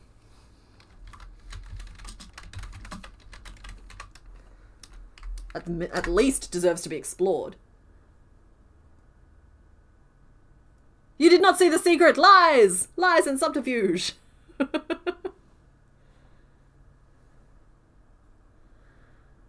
Ooh, Skull Hermit Crab could be fun. I've seen Skull Snail idea a few times, And while it's absolutely an achievable thing, I also think that it's kind of been done. I just know the feeling in my stomach when I see something that looks a lot like mine being sold as somebody else's. And by sold, I mean literally just even like given away for free as someone else's. If it looks like 90% like something I made, I know what that feels like in my stomach, and I don't want to ever give anybody else that feeling. And so, like, that, and it's just also wrong. Like, don't do it. And so, like, I know that skeleton snails are absolutely a thing out there. They are phenomenal. They are a really cool idea. I don't think I have a new way of doing them that is different enough to justify potentially giving somebody else that feeling. Not that you could ever justify giving someone else that feeling. You know what I mean? It's like I can't control if somebody, like... Let me stop and revise this sentence for a second. There are no new ideas. I try to always make them my own. I put in a good faith effort, as I like to believe everybody does, to make things unique. That said, there are no new ideas. So when I encounter something out there that looks a lot like mine, but is, like, you know, is defendably potentially not anything to do with me and they've arrived at it themselves, I try to extend benefit of the doubt as I would want somebody to do for me. Could make a little scene. Yeah, Haunted House was one of the very requested type ones, and I feel like with Wednesday becoming more of a thing again, there's room there for, I don't think I know what a house looks like. I could do a haunted apartment. This isn't a haunted house, this is just a house that's gone wrong. I feel like they always have like pointy things. No, not crosses, pointy things. Off the roofs.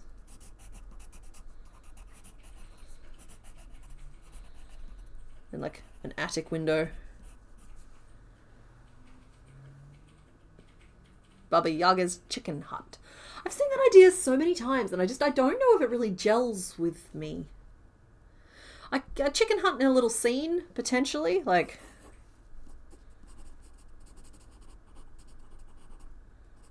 You guys can still see, right? Yeah. I drew it on the page. I know that you can still see. And then we've got like... house approximation. And then maybe it's laying a little, like, egg.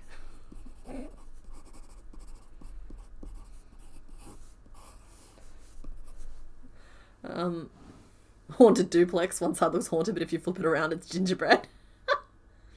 Haunted apartment in the Gothic style, but surrounded by normal apartments. That's a lot of work for a punchline. It's like, a lot of these ideas, I really love the visual of them. I like the initial flash I get, but it feels like something that, like, if I was a traditional artist who could draw, it's the kind of thing that you would draw really quickly and it would be a really cool image. But, like, to put the kind of time you have to put into making it out of crochet, I don't think it reads.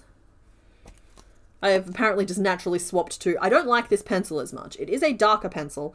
It is 4B instead of... This one doesn't have its size anymore, but I believe it's HB. Because I couldn't make this work anymore. But I will give this a good retirement. And, honey, you want to go to Officeworks with me this week? Let's go to Officeworks. Officeworks is like Disneyland for adults. Serial killer cicada? Red panda being scary in an outfit, maybe a ghost or a vampire. Mutant animals like a two-headed chicken. I wouldn't mind playing around with multi-headed animals again, because like the Cerberus technique that I did years ago now, basically we made an opening and then we like used a chain to split it into 3, and then I built one head here, one head here, and one head here. I mean, obviously the pattern's available. That's just a catch-up for anyone who doesn't know. And like, I feel like that is such a good technique for building multi-headed creatures, to the point where if I was ever going to make Tiamat, it would be like that. Like a real easy 5-headed thing. But I haven't had the chance to use it for anything yet. Zombie dragon? Maybe zombie dragon? I don't know. I don't know, and that's the problem. So yeah, I already kind of drew the dragon skeleton last year, and it didn't end up speaking to me. the way they kind of need to for me to want to make them.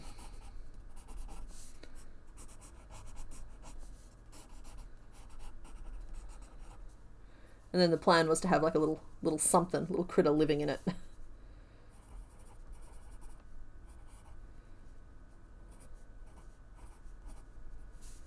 Undecided as to what at this point.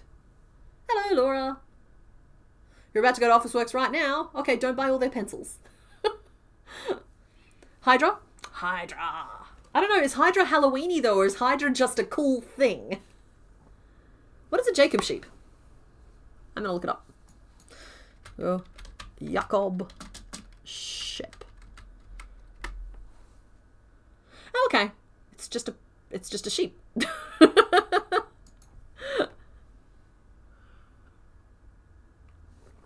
Kaylin, we are doing idea generation because we've finished the Gen 1 Pokemon and we haven't quite... I'm just taking a little pokey break before we carry on with Gen 2. So today's stream is more about idea generation. We've been doing a lot of sketching. I'm just trying to consolidate things and I'm trying really hard to engage with the process because like I'm worried at the moment that what I'm doing is just like a very like surface level riffing. Why can't a Hydra be both? Okay, so it's a Hydra, but each head is dressed up as a different Halloween monster. That is such a niche idea.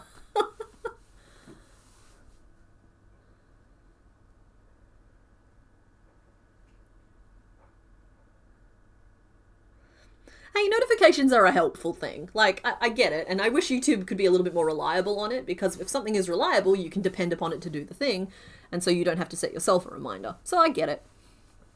A sheep Hydra. Oh, I suppose, like from my perspective, this doesn't look like a big space, but I can see how there's enough room here for me to draw a thing.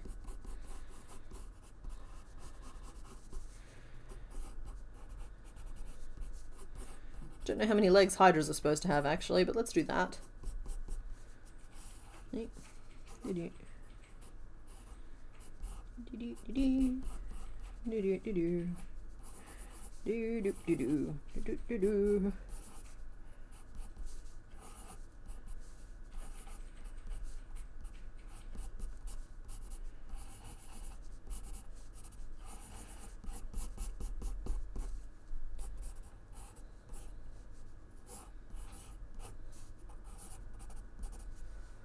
This one's dressed up like a bunny.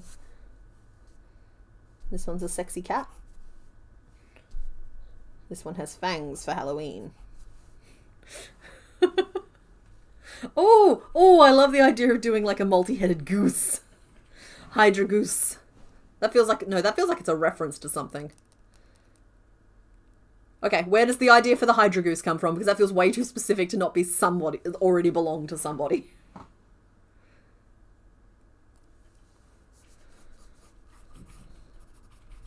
So I hear you like geese.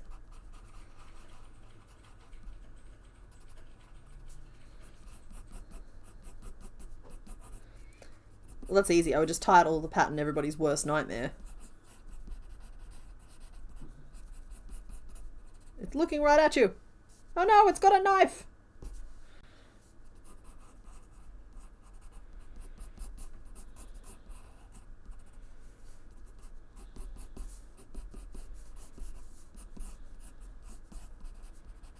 I don't think goosifying it has really added anything, but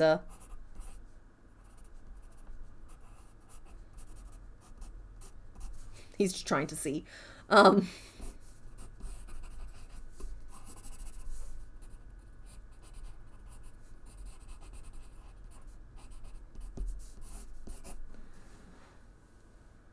I did make the moose goose, but I think that's something different.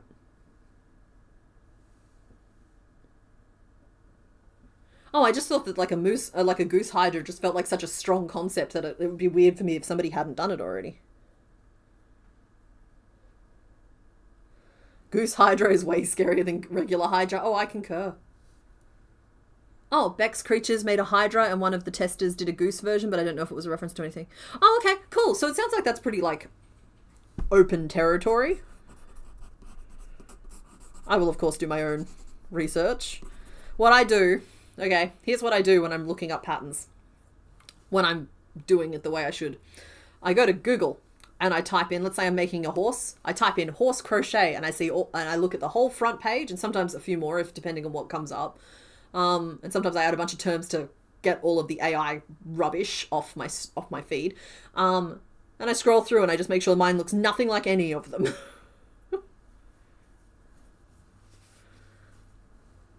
Magic the Gathering has a Goose Hydra. Okay, so I'll just make a note to make sure that mine either looks different or that I credit it. Megusa? Medusa is such a sad story, though. Megusa is hilarious as a word and as a concept. Okay. So like 4 streams, I can give you guys some closure because I know there's a lot of overlap between the streams as to who's here and who's not. A bunch of streams ago, I was talking about these little beads that I'd gotten and how I wanted to make like a big creature with all of these little beads. And then I couldn't find the beads to show you because I was talking about how they were like the perfect little polymer clay scale beads. I found the beads. Here are the beads. They are like little flat matte sequins, most of them. Like there's like the gold ones as well, but ignore those. These are just like... So, like, I feel like these would make really fun little scales because they're just like tiny little flat sequiny beads. I'm a sucker for a box of beads. So I have these, I have seed beads, I have a bunch of these, though they're all sorted into a beautiful tray now. I want to make a big thing that's covered in beads. So yeah, I think those polymer clay ones like lay it up as like fish scales or something, or like tiny feathers on some sort of beautiful pigeon. I want to do this so bad, but I have other things that I'm focusing on right now. So, okay, I may as well go into this. So the Patreons already know this, but I've actually locked in my schedule for most of September at this point. I know what videos are coming out and when, but a couple of them might shift around a little bit depending on how long it takes me to do some things. For example, episode 15 of the Soul Silver run is meant to be the next video out. I have run into some problems with some of the Pokemon, and it slowed me down a little bit. Oh, bye Angry Bear. Thank you for hanging out. Yeah, I'm a sucker for beads. They're so shiny and they really satisfy my urge to like put order into things. But yeah, because I have all of these colors now. Let's just lift it over here without knocking anything over. You guys have no idea how many cups of liquid I just bumped, and it was one, but it was enough. I have this, which is a little dusty, but has a great many pretty colors in it. So I'll open this up and then I'll go back to ranting about what I was saying about my schedule. So I've got like, these ones here are just from the IKEA beads, but then I have like these ones here left over from when I did the actual melty beads challenge that I did. So it's only a little of each color, but still it's enough to give me like little gradients. So yeah, I have so many pretties, and I have another case of these, but they're seed beads, and I think there's like 50 different colors in that, which is very cool. I'm very keen to do some bead stuff right now, because of course the most exciting part of a project is before you've actually had to engage with the work involved. But anyway, so yeah, Soul Silver is meant to be the next video, but other than that, it's going to be, you know the little yellow dragon? Let's lean this way. So you can see like the little crystal guy back there on my desk. He is going to be turned into a T-Rex, and by that I mean same little happy guy. It's just I don't know, it's an approximation of what he looks like. But we're going to give him a little, like, T-tag.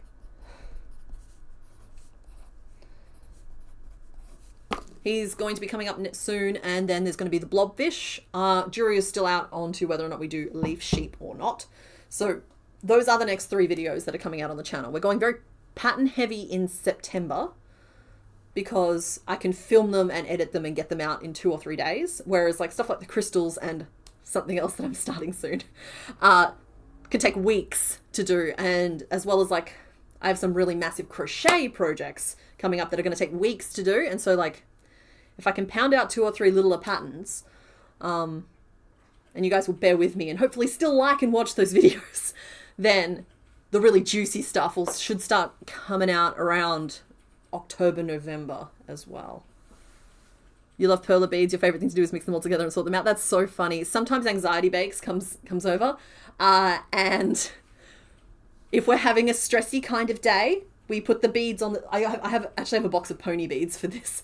We put all the pony beads together into one big jar, and so they're all mixed up, and then we sort them all out again. I actually forgot that I have pony beads as well. So I have beads going from like flat little round discs.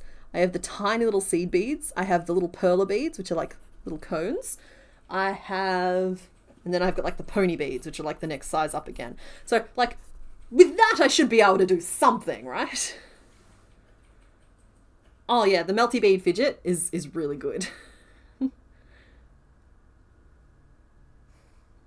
Yeah, it's very soothing and it makes just the right amount of clack, clack, clack, clack, clack.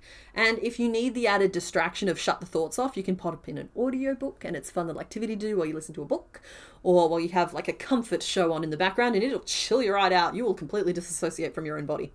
You have glow-in-the-dark pony beads. It's easy to forget the good things that we have in our craft shelves. It's good to go through them every so often. With buttons as well. With buttons, it would frustrate me because my buttons don't have, like, they're not from sets. They're just like a bunch of random buttons, and so I wouldn't be able to sort them into satisfying categories. It's like I can't sort Lego to get the same effect because... Alright, there is a correct way to sort Lego, and that is by shape of the piece, because then if you're looking for example, a piece that looks like this... I'm just talking now. There's nothing crochet related here. So you have a shape, you're looking for a shape that looks like this, but you need it in pink. It's way easier to find a pink one of these in a bucket of other ones that look like that than it is to go through all of the pink pieces to find one that looks like that. But if you have an assortment of Lego pieces, it's not a satisfying thing to sort. Ah, yes, bioluminescence for deep sea creatures. Man, I want to do big projects again. Gotta stay focused. I gotta stay focused. There's always like the next thing to get through. But a funny thing I found is that like if I really want to do something, the only way for me to actually get to do something is to start doing it. And I know that seems like such a no-brainer, but like for example, the Crystal Dragon video, I've wanted to do that for years just to see what would happen. And because I always let myself get held back by like, okay, it would reach Friday. I'd be like, okay, I need a video for next week. Oh, but a week isn't long enough to do that. I'll do something else. Instead of just like... And then I was like, okay, it's never getting done if I keep doing that. And so like instead of one Friday, I was just like, okay, cool. I'm going to film that. I'm going to set it to one side and then I'm going to go film something else. And then it's like, it got done. It got done because I did it. And it's annoying how often I have to learn that lesson. 100-hour deep sea creature coming next year. I don't know if it's going to be a deep sea creature. Honestly, I'm really tempted to do a 100-hour pigeon. I'm tempted to do a 100-hour dragon. And I really want to do Beelzebufo. Right? I've been talking about Beelzebufo for, I think it has to be close to a year now. Yeah, Beelzebufo.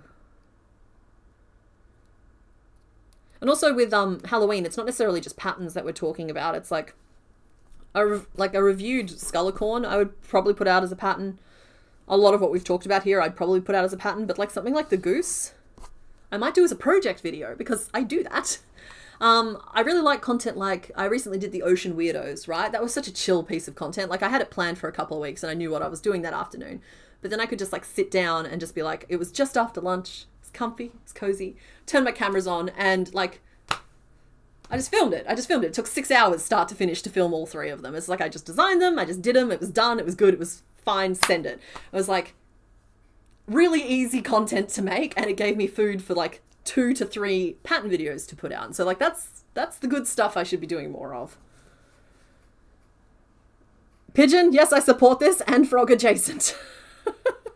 Beelzebufo is the demon frog from the dino era that you cannot find pictures of them not eating baby dinosaurs, even though the size just doesn't add up. Yeah. That, or there's like a little guy called a moss frog that is covered with like all of these like little tendrily bumps and stuff all over his back, and I would love to like bead that. But I'm always excited about these things before I get started. It's like when I was trying Cruel, which is that it's like embroidery with yarn, if I remember correctly, and I did it on that bumblebee, and there's a video on it. It's a pattern, and then I think I talk about how I did the Cruel, or I may have just named the stitches. But it's beautiful. It looks so interesting afterwards, but folks, it is so much work. You want to do Frogust. August is over, friend. It's the 31st here. We missed the boat on August.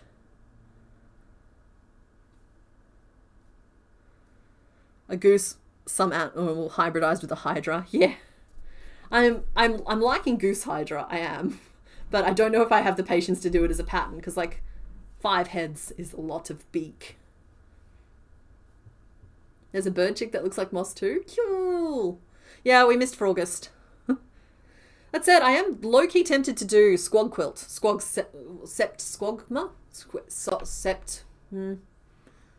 The idea being that I make a squog for a quilt every day over the next 3 months and just, yeah, Frogtober. There we go. That works better. But like, yes, the squog timber is the thing that I might be doing. Not officially, but just like unofficially, and maybe I'll film it and turn it into like a little bit of vlog content. At some time. Well, I just think that squog quilt could be fun, you know? It's like, I say fun now before I have to make a million squares for it, but imagine, if you will, a quilt. And at first it seems like an ordinary crochet offering, until you look closer and you realize what you thought were little fringes.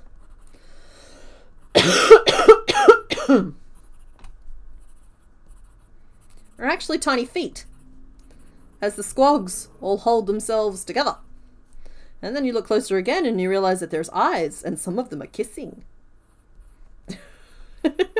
Some of them are not. And just like that, you have a squog quilt.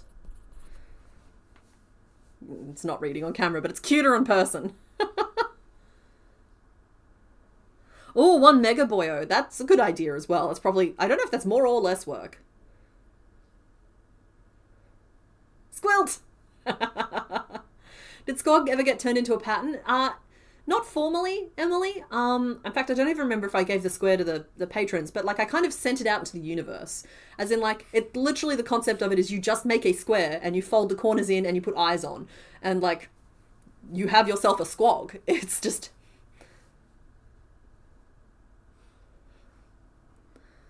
I'll do the math to make sure there are no face to butt frogs. Yeah, we don't want any like frog centipedes. I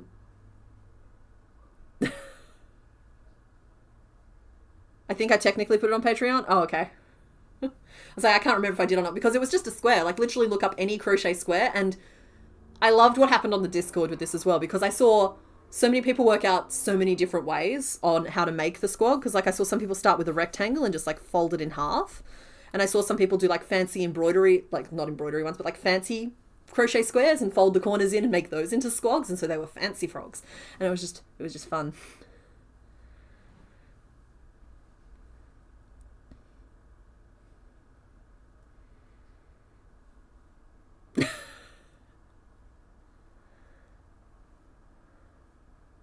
You're making a crafty intentions Kraken pattern with a 4.5mm hook and puzzle yarn. His name is Macaroni and he is massive. Yeah, see, I'm feeling the urge to make something big. The last big project we did, folks, I mean, I'm not really counting Mop up there because Mop nearly made me quit the craft altogether and I left the island with Mop. But Chonk, November last year. And even then, he's only a doubled pattern. He's just a doubled pattern done with double yarn. So I have some really ambitious stuff that I don't want to speak because I don't want to get the payoff of having you guys react to some of these ideas. Because sometimes that takes away the want to do it, and I'm going to need that to fuel me through some of the extremely ambitious stuff that I have planned that I don't know if I'm even going to be able to do. I don't know if it's humanly possible to do. But that is why it's August, barely, and we are already starting to try and like put the rest of the schedule in place, because if I can get like a month ahead on videos, I'm gonna put a month into a video, or I'll put 3 weeks into a video and try and do it that way. But like, that'd be really good. Oh, Mop is the, see back here, we've got like the giant bird puppet. He's currently got a grub in his mouth, so he's not super visible, but like a couple months ago I made like, I think I called it, can you make a puppet without a pattern or something like that. But like, it's the Mop. His name is Mop. It would have to be a big thing that has no feathers or scales to avoid making trauma. Or to avoid maker trauma. No, I'm willing to traumatize myself. I then just give myself a cool-down period afterwards. To be fair, I do need a new showstopper for your booth markets. Hence macaroni. Yeah, exactly. It's like I have been letting it... Like, we made Peaches, who you can see her snoot. That's the raptor. But I kind of think... So one of the things that I'd like to do for me, but I would film it and let you guys participate if you wanted to... I want to do Princess Donut riding Mongo. Mostly because I want to establish that I was a fan before it got really popular. I want to be the first in the crafting space to get there. But now that I've said that, I know that other people have already gotten there, right? But like, I want to do Princess Donut riding on Mongo, but I don't want to do a pattern of it because I can't stand the thought of doing 2 fluffy Persian cats. And when you're designing, you have to at least prototype once and then film once. And so that's at least 2 fluffy cats. And I hate making stuff fluffy. It's the bane of my existence.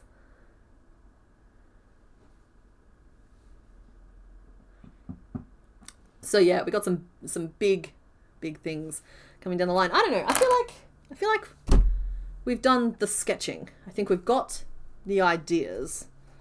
I'm going to add Goose Hydra to the formal list just so I don't forget it.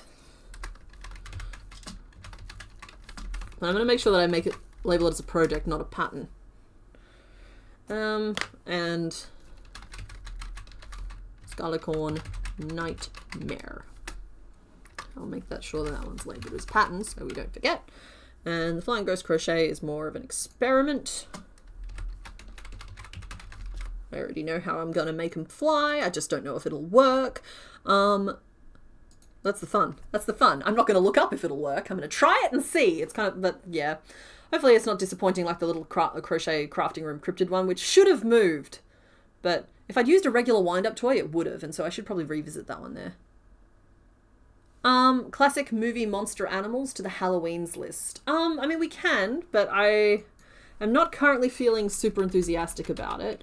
Possibly because I had that, let's see, there was a werewolf, there was a Frankenstein, there was, like, it's just something that has not performed particularly well for me in the past. It doesn't mean that it's a failure of the content or the idea. It might have been my failure to execute, but it just is what it is. Classical monsters. Classical movie monsters. Besides, these days, classical movie monsters include stuff like Sharktopus. It's hard to think of Halloween ideas that are not people or pumpkins. Yeah, my problem is that I actually really like the Halloween aesthetic, whereas like with Christmas, I very much untether myself from the Christmas aesthetic. Like I'll put tinsel up around the house and lights and stuff because it makes me feel happy, but I don't feel the need to make Christmas-themed projects at Christmas time, which means that I can be a little bit more creatively fulfilled. Whereas with Halloween, I try really hard to like wedge myself in there, but just like everybody, myself included, has some kind of cat coming out of a pumpkin, some sort of cat under a ghost costume, some kind of pumpkin tortoise. Wee. Even if mine is the hardest working of them all. Have I thought of how to do ghastly smoke yet? No, Sammy, I haven't. He's still sitting here naked.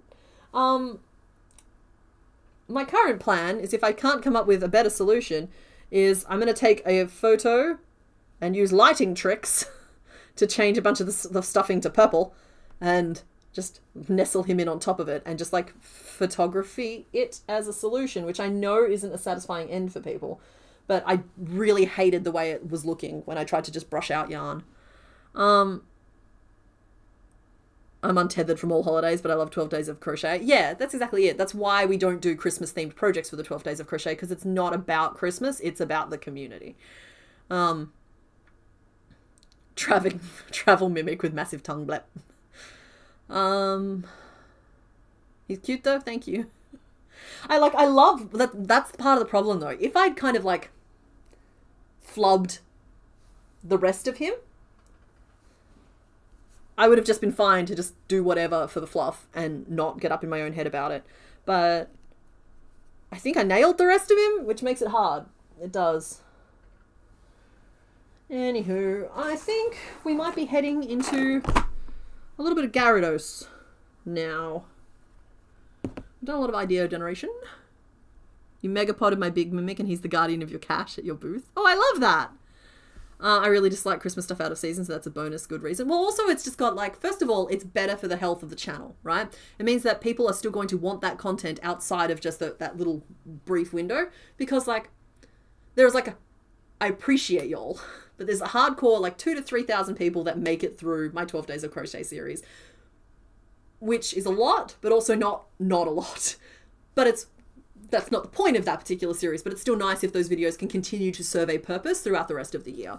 Mr. Bones wants his tongue scarf. He is not becoming Mr. Organs.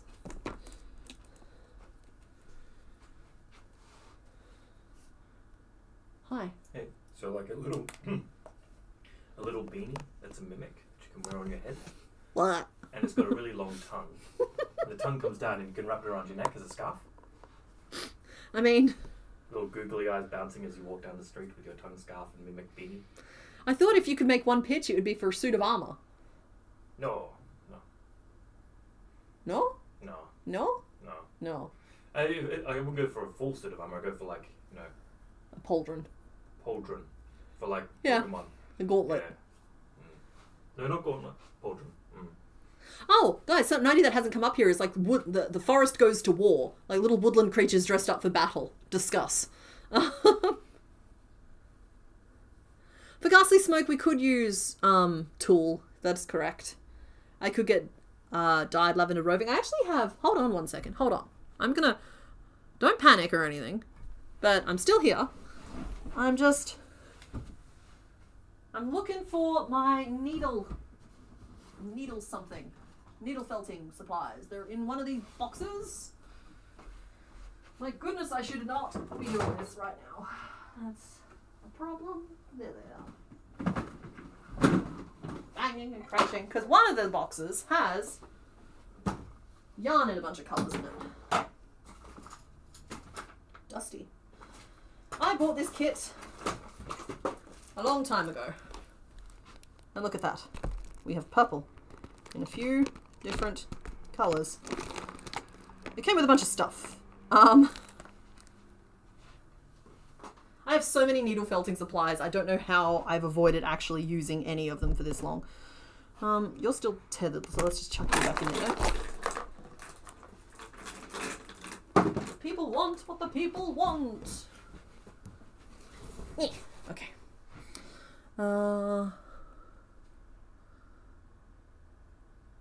There we go. Hello.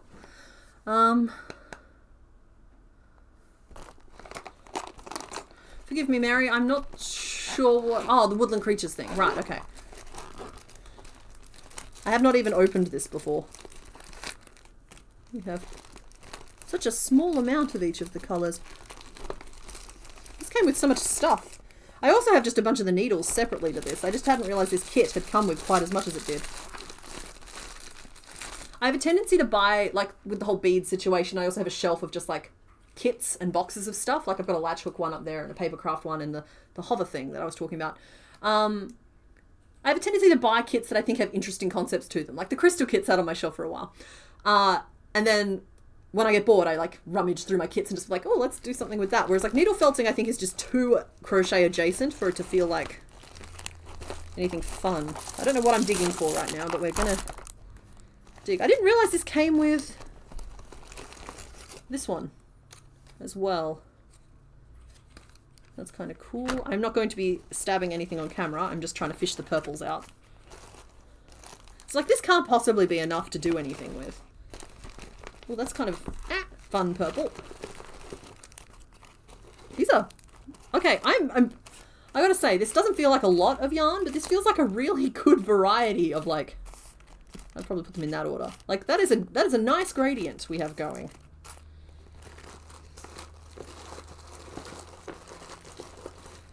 That one's more of a blue, but still. I'm gonna try and cram all this back where it goes now.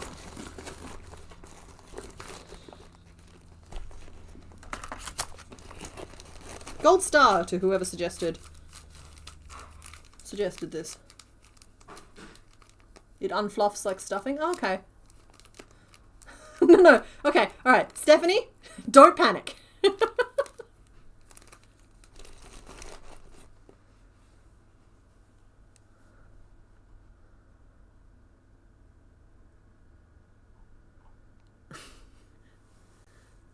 I'm sorry, not sorry. I got the Ghastly's idea circulating. That's fine. I'm not saying we're going to do anything with it today. Oh, hey, look, this comes with like little finger protection. Oh, and a couple of little eyes. Oh, snips. I love little snips. And a prodding device. That's cool.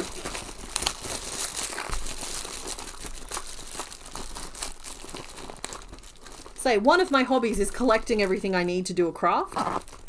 And another of my hobbies is never getting to those crafts. Alright. I'm just gonna That is a very flimsy zip. I'm not going to try and zip it back up. I'm just going to chuck it back there with the rest of the box because, like, when I say I brought needles, I mean, this is dusty, but, like, literally I've got small, medium, and large and 2 little wooden handles. And so, like, I thought I needed to get needles. And, I also have this one here, but it's only a 3-prong. I got the stuff.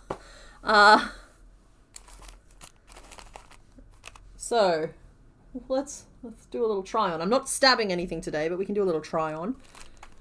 Ooh, let's bring out his buddies. All of the Pokemon are very adjacent at the moment. So there's Doppelganger, and I don't remember Haunter's name currently. I should know that though. Why can you no longer stand up? Okay, I think that's the closest colour to the existing ones. That's too dark. That's too pink. That's too pale. So yeah, I'd probably use this one. I don't want it to get everywhere.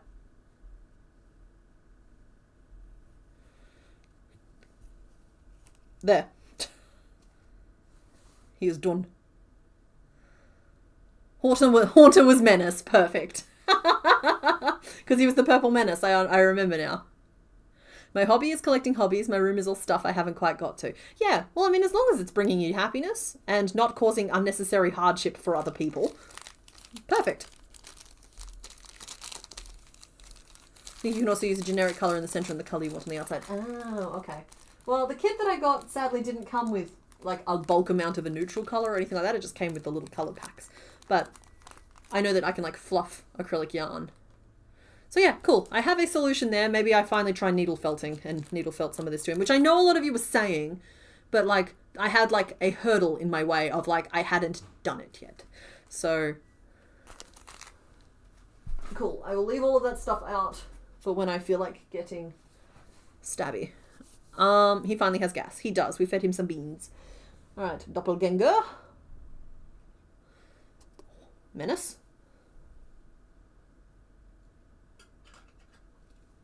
This is a lot of eyes. And then I have the Gyarados that I'm working on. So I remade the scales from what we were previously doing. What are we up to? Okay. We're about 2 hours into this stream. At most, we're going to put an hour into working on the Gyarados. Okay, guys? I think we're going to stick to about a 3-hour stream today. So just to let everybody know where we're currently at in terms of like winding down or winding up. We're going to work on Gyarados. I changed the shape of the scales, was the first thing that I was saying. They were originally just little round magic rings, but I decided I didn't like that, and I felt that they needed to be pointier. So, where are you? Why is my sprite not showing up?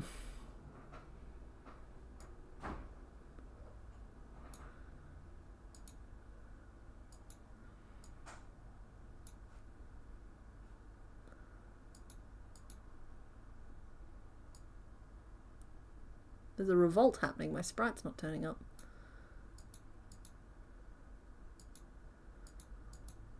It should be appearing over the chat right now, but it's not.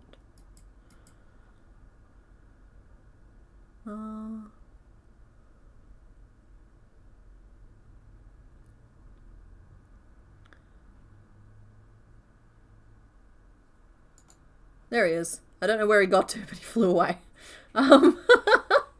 So we'll be working on Finito.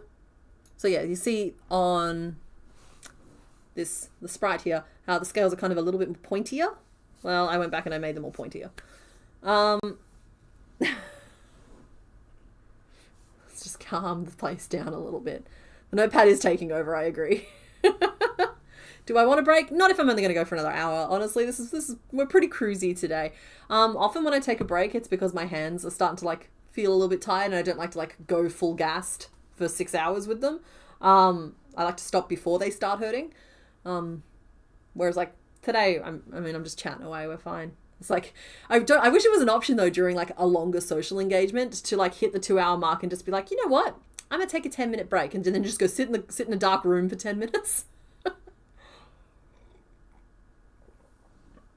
Wait, hang on. I went to a spin-in today and wasn't going to buy any wool, but you won a kilo of fleece after guessing the breeds of 6 samples of wool. The stash grows. That's exciting. where my man's face at? It's in a box over here. When I was pulling out the needle felting supplies, it became a problem because it's tethered to a yarn scrap. It's all just a bit scrappy. I have not progressed at all on the head. This is where we left off. He has his little blue spokies. He does not have an eyebrow yet, and he only has half his lipstick on. And I'm undecided yet as to whether or not this tongue is working for us or not, and how much of this we're going to have to like sew into place. I have not snapped the backs on the eyes yet either, but it goes up there like this. And he does have weights in his body, so he will stand up. I would have to decide which way to curve him, because we have all that flexibility. But I also discovered that apparently Gyarados is just made out of like a secret frogs. Series of secret frogs. Every single one of these body segments, ow, it's a frog.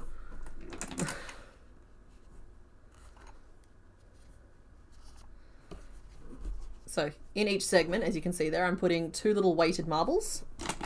Forbidden snacks. They have the weight of a regular marble, but you can buy them in a bag as like landscaping rocks. Seriously, the Bunnings landscaping section is a goldmine for crafting materials.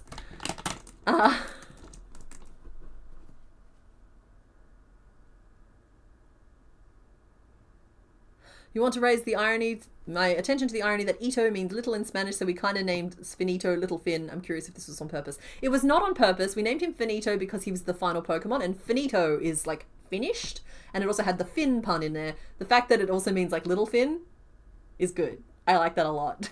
It just makes it better. So yeah, he's just a series of frogs with attitude, because like even this top one you can kind of see, he just looks like frog. There's no weights in these ones here going up the body, because we don't need those to have weight, but there's weights in these ones along the bottom. And he needs some little tail bits, and he needs his head. He does, but I've gotten like a little overwhelmed when it comes to the head. So maybe we'll work on the eyebrow. I think that's where we left off anyway. That's what we were gonna do. Let me gather up my supplies. Gyarados. And I can't even give you guys a Pokemon to name, because we got through all of them. We named all the Gen 1 Pokemon last week. Secret frogging.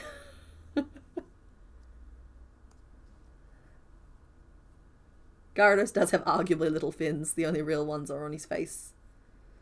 I don't know, I feel like those dorsal fins count for something. He's got a pretty big one at the base of his tail. Like not this really little one at the end, but like this one here.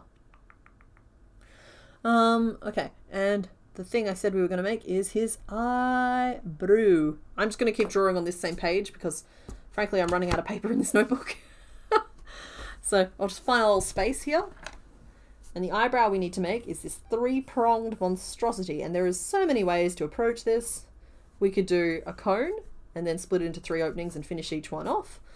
Or I can do one big middle one and then just like 2 side ones and just sew the whole thing together. So that will give me a little bit more flexibility as to adjusting the angle of things, but it's also a little bit more sewing, which I think is fine. This is just a really fun page. Like I'm really enjoying this little screen grab of like the Hydra and the skull and the hermit skull, and even just like this is just a really fun page. I always thought it was ridiculous that he was a flying type that can't learn fly. So, yeah, let's not get me started on this. And I believe we had selected this glorious color. I know it looks green on the sprite, but he's going to look better on dark blue, and I have done copious amounts of image research, and it turns out this sprite is not colored correctly. It's one of those ones that I think they tweaked across the years, but I will check. Actually, you know what? Can one of you check on like Bulbapedia as to what color it says his eyebrow is before I get started? That'd be really helpful. Out of curiosity, how many notebooks have I gone through while streaming? Just in the last year, I think it's 2, it might be 3. I know that when we reached the end of the previous one, because I started this one fresh. Yeah, cool. This one here has, honestly, a pretty recent Soul Silver episode in it. Hold on. I can't show you I can't just flick through the pages on this, because it has spoilers for episode 15 in it. Just back a couple of pages, but I can flip back to the beginning because they're no longer spoilers. So this book here started, there was like an episode of Soul Silver where we made like Raikou, Moltres, Ninjask, Grotle, Wailord, and Poliwrath, right? And it wasn't that long ago because we only recently got Cabbage, the shiny, and so that's where this notebook started. And it was the Zubat and Seal stream. So I go through a notebook about that pace. I'm sorry. The Gyarados is in the way, but this is a really fun picture. So it's just like he's sitting there confused with this little hand puppet. When we finished off the last notebook, I did take photos of every page, but I also just still have the notebook.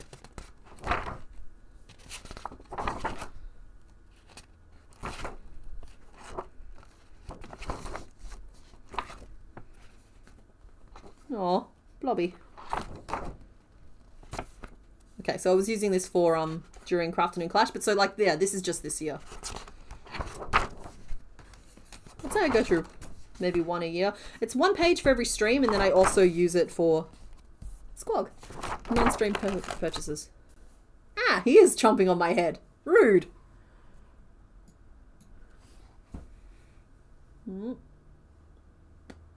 you guys ever do that to your pets? Like when they yawn with their tongues out, do you ever just like... It's probably awful. I'm probably an awful person. But it's really funny to see the little looks of confusion on their faces. Oh, that's a fun message. So yeah, that's as far back as this book goes. But some of the pages aren't fully used either. Like we must have just done Electabuzz on this day. Don't know what some of these sketches are for. Oh, you got a little mop.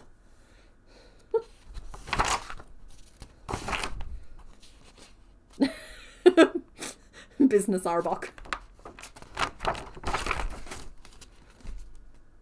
Oh, sorry. My trip down memory lane is almost done. Oh, actually, I probably shouldn't do that. Again, there are spoilers coming up. So yeah, that's how long it takes me to go through a notebook. I'd say I go through probably about one a year.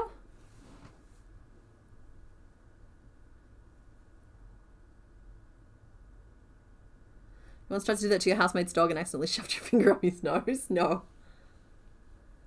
I've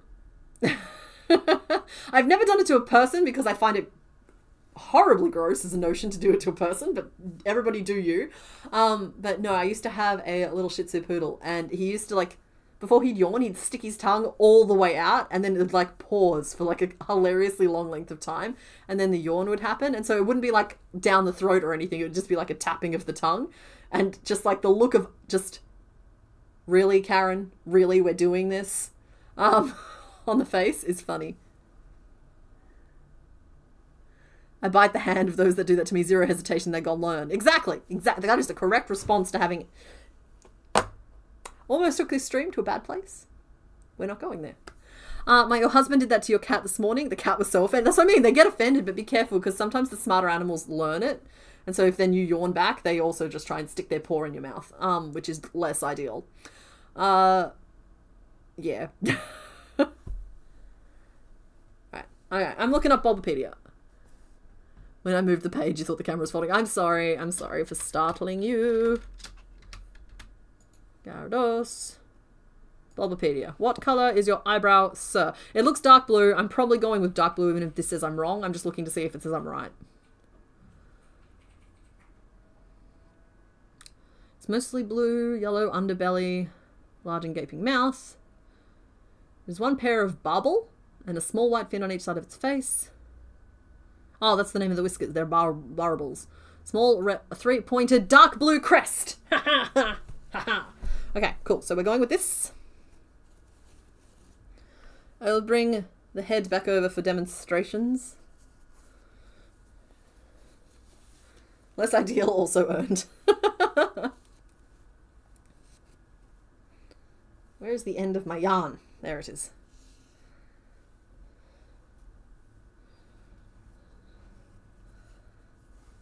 And we're getting our hook out for the first time today.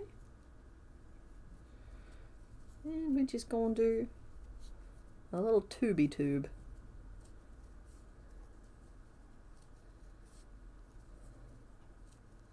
Yeah, he's been different colours. And I'm going to go, like, the fact that the official description says it's dark blue, even if it is sometimes depicted as, like, that soft green colour, I think the dark blue is going to look that. It just looks better. It's not quite as dark as it's looking on camera as well, I will say. It's, there we go. Like, it's a more reasonable blue. So that's the color of his body, and that's the color of his eyebrow. And that's the color of his lips and his belly. So, like, there we go. Like, see how good those all look together? That's what we're doing. And I'm all tangled up. The aunt is like, no, don't go, turn me into something. It's like, I will in a second, just hold on. 1, 2, 3, 4, 5. No, we're gonna go full 6.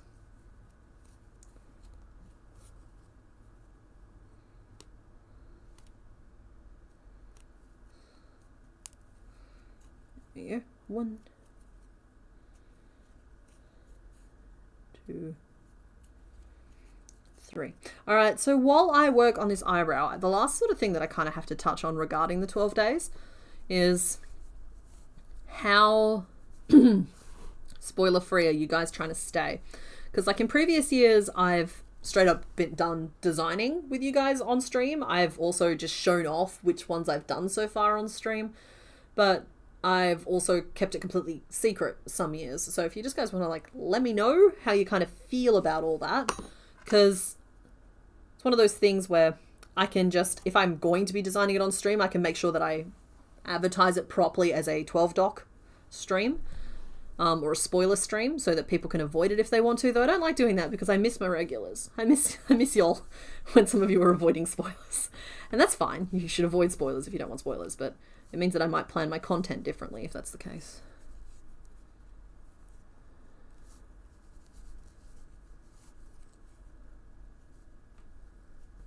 There we go. I think it depends on what the theme is as to how much I don't want to know. Okay. Could you give an example? Like, as in, like, if you're excited about the theme, you care about spoilers, or if you're not excited about the stream, you care about the theme, you care about spoilers. I'm perfectly happy to have spoilers as long as there's a heads up that there are spoilers. Okay, cool. Maybe I'll just go with that. I think that... Okay, so I keep low-key expecting the 151 video to just sort of start happening, even though I haven't started it yet. But I'm just giving myself a breather from Pokemon, which is funny because I'm currently working on Soul Silver 15, so all I'm making is Pokemon. There is a non-zero chance that we will be rolling straight into Gen 2 next week. We have made 31 out of the 100 Pokemon. I can chuck them up on the screen right now. Without fear of spoilers, here they come. So these are the Gen...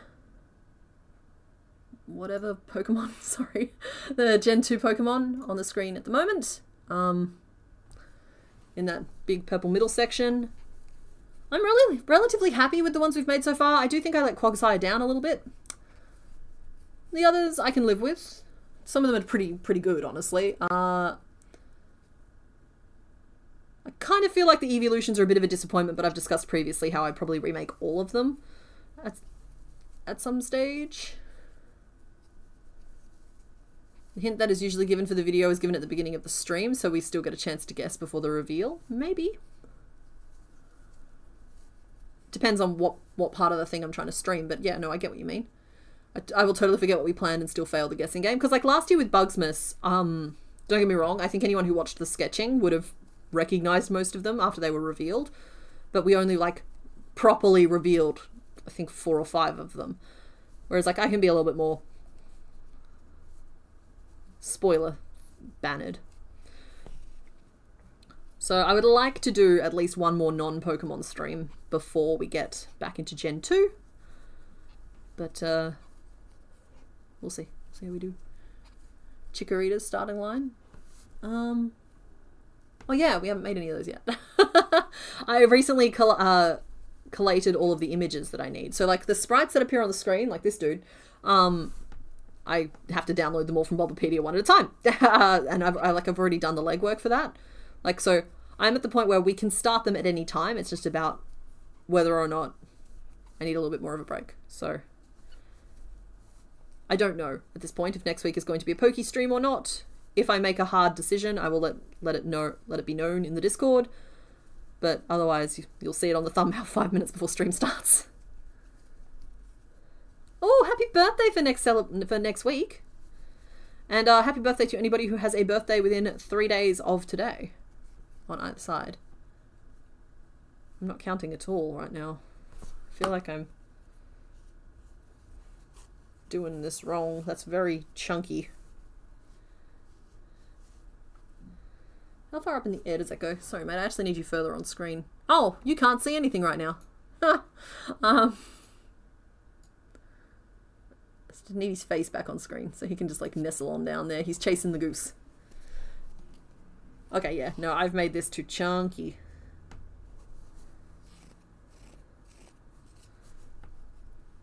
Too excited for Gen 2, no rush. Oh, we're not going to rush it. Thank you for the congratulations. I will feel like I deserve it more when I've actually finished Gyarados. Because, yeah, your boy's still in pieces. But, yeah, I got a little weepy on stream last week. But I think it was fine. We managed to, like, pull ourselves back from the precipice. And a good time was had by all. Might need to give you a nose job, mate. I don't think this is currently reading properly. Just needs a little bit more of a...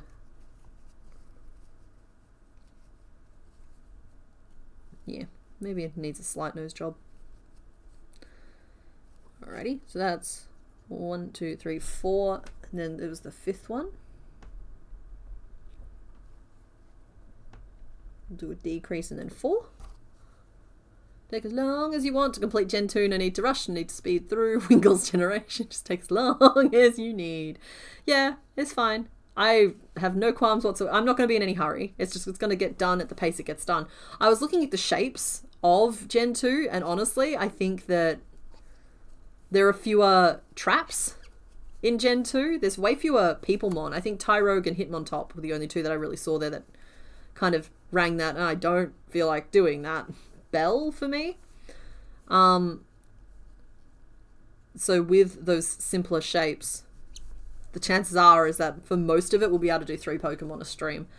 I've got pretty good stream discipline now regarding the whole 2-hour cap thing, which is something I was working on during the last couple of months. Night, Kaylin, thank you for hanging out. Well, 75% congrats. Thank you very much.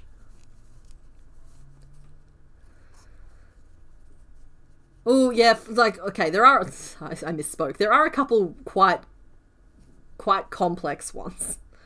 But I think that they are softened a little for me by the fact that I've already been, like, forced through the fire. Like, Ho-Oh's already done. Like, in comparison, Lugia is going to be a piece of cake. I say that. Oh, I tapped the wrong thing and knocked on the wrong thing. I'm okay. Gyarados looks real silly with his mouth shut. Sorry. But then there's things like Feraligatr, which is quite complicated, and even something like Totodile, he's going to need like the open mouth treatment, which takes a little longer, but it's not a deal breaker. We're comfortable with scary things now. And that's been the beauty of this whole process. It's like, before I would have looked at Totodile and been like, oh no, I have to close his mouth. And now I look at him like, I know how to do that. Let's do it.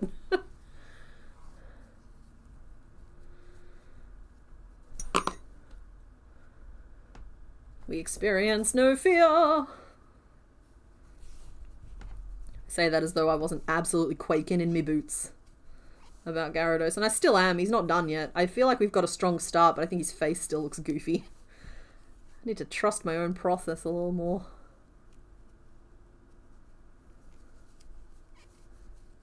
He's not horrible though, he's just worse than the rest of the gen. Yeah, I would put him on the same level as like a Venusaur. Like, you can see how to break the shapes down. And he's going to need layers. He's just going to need layers. Ogres have layers, onions have layers, Feraligatrs have layers. Cakes. Everybody loves cakes.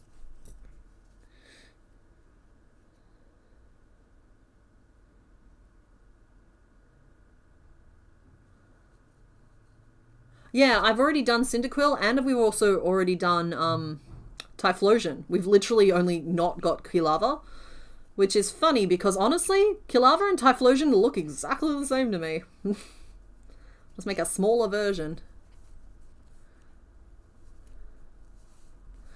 We will do the fire the same again though. That's brushed fire, because it made the most sense to do it that way for that particular Pokemon.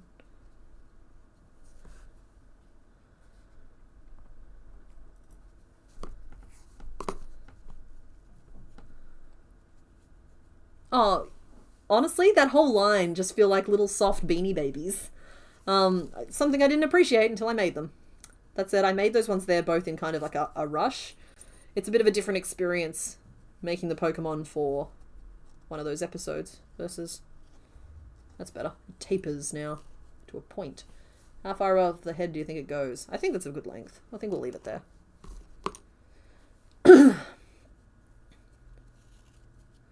Yeah, his face is very, goblin shark or moray eel. It's like a very protruding jaw. I'm hoping that I can fix it in quote-unquote editing. That said, I will say that, Gyarados is, I'm dubbing a new term here, a puzzlemon. And I will say that there are a couple of the ones from episode 15 that I would also count as puzzlemon, and that is, I'm not making a pattern video for him, and there is no amount of written notes I can give that will get somebody who doesn't know how to solve puzzles or isn't happy solving puzzles to finish the process of making him. Like, Gyarados is just a bunch of, like I said, little frogs with discs and things, and you just have to sew 14 of these together and then attach them together. So, like, that's a little more obvious. I can't give concrete examples on the others right now without spoiling everything, but, like, I've had to go the brute force route for some of them of making tiny little pieces and just like sewing them where they go. It's not good pattern design, but it is getting the job done. And so I just like, I don't do it often. Like sometimes I'll give a warning about like, hey, this one's harder than most. But for some of them that we have coming up, I'm basically going to just say, don't do this. If you did not enjoy making the Gengar, then this pattern will be completely impossible for you.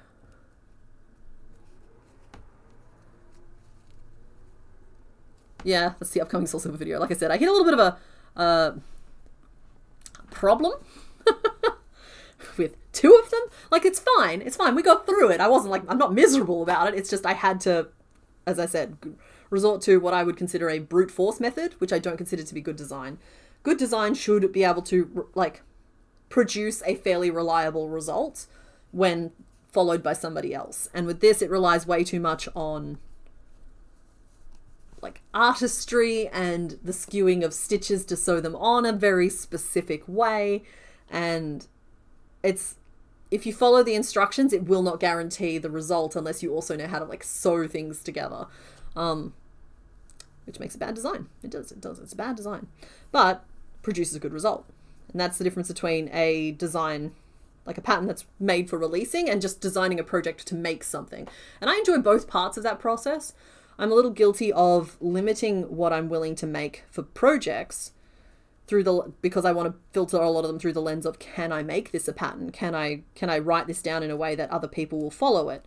And I might be selling some people short because I do tend to go for like a median level of difficulty when I'm thinking about things like that. And there are absolutely people who can follow and bring their own stuff to the table and get things done. So I'm not trying to like take anything away from them. It's just, when I get unhinged, that's when I have the most fun. And I tend to like limit myself regarding that more often than not, so that I can turn the patterns into a pattern that other people can follow. Whereas like I don't think that at least one of the Pokemon from this episode coming up fits that description at all.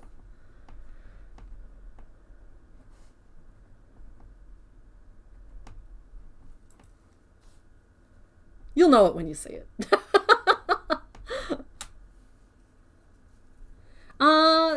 Yeah, it's technically with two of them. One after the other. One of them more than the other, I think, but both of them are getting the flag of just like, I had to go unhinged for this.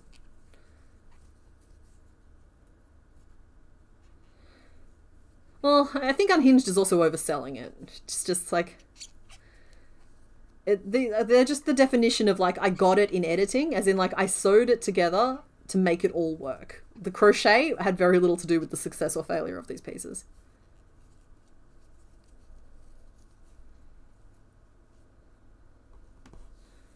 Didn't use a bobby pin. Now it's my fault that I'm lost. I think this yarn is worse than black for trying to like track my landmarks. I think those are my landmarks. Which means I've completed a row. 1, 2, 3, 4, 5 rows in total, and we've done 1, 2, 3, 4 rows. So I have not yet done that. We will do that now, though. I always have the underlying suspicion that maybe you've been hiding from you this whole time that you've done Wingle already. It's just waiting for the reveal.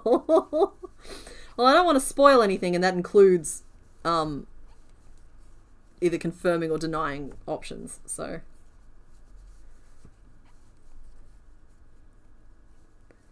It's like, hey, this person said that they dislike this one Pokemon, so I'm going to make it now and just pull it out of its dusty little box. It's been watching the whole time.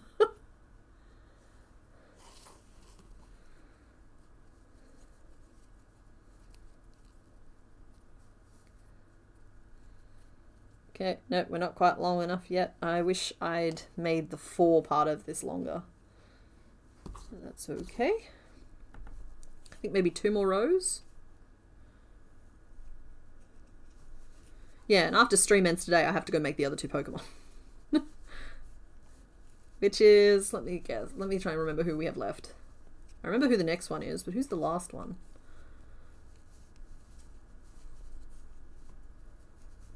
It's difficult to do this while counting. That's fun. That's fun to realise. Good, let's stretch that brain. Oh, I remember. I just cheated. I looked at my list.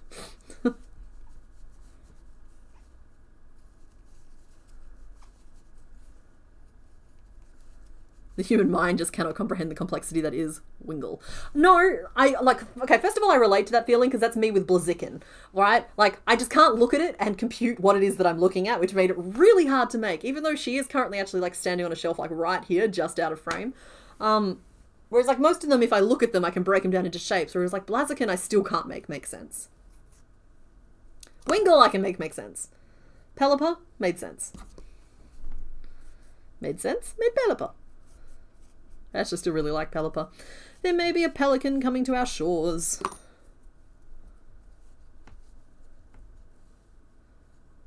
Oh, night, Pride and Stitches. Thanks for hanging out. Is that long enough? It's kind of just... I actually think that's exactly the right length.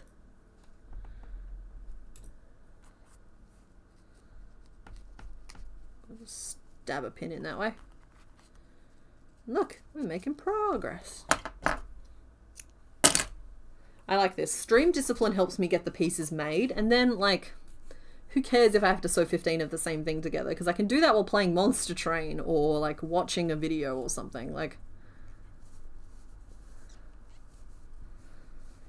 he's fine. He's absolutely fine. He looks like a unicorn Pokemon at the moment with his one little... Well, he's got 2 little head spikes now, so he's a Dunicorn.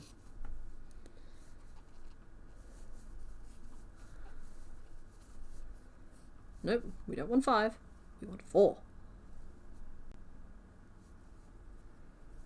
Sorry, every time I hear the word unicorn or I see the word unicorn, I immediately go to the last unicorn, and it's particularly, what's his name, King Haggard? Is it King Haggard? Going, unicorn! No, it's the skull. It's the skull in the basement saying it. It's just, I can't see...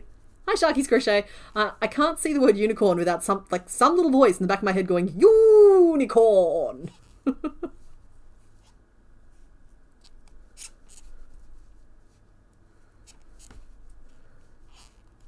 Question. I have a pair of cat ears that I wear daily and make different things to go in the middle of the headband for every season. Currently I have a little sun hat. Oh, that's adorable, little sun hat. Okay. Well, I mean, autumn, I think it could be fun to do like a little like autumn leaf beret type of thing.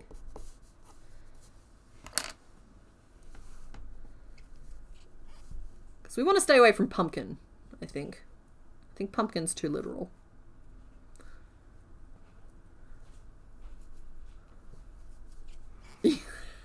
Yeah, I want to get Mr. Bones to watch that movie because I've got it on DVD because I'm one of those. And yeah, I'm long overdue a rewatch of The Last Unicorn.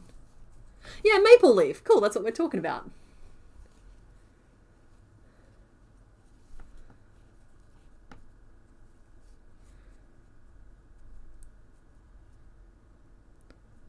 Dan Avidan from the channel Game Grumps did a cover of the intro theme and it's so good. Oh, yeah, no, that would really lend itself to, For a while there, metal was just like high concept fantasy, and it still kind of is depending on who you listen to. And so like, yeah, those two things go together really well. Oh yeah, like just a little like leaf, little pumpkin tortoise. I've been really enjoying having like Pidgey and Grimer grabbing onto my bun. That sounds way more vulgar than it actually is. So like having stuff in hair is fun. The main problem is that your hair covers the headband enough that I can't do anything too flat or it gets covered. Ooh, okay.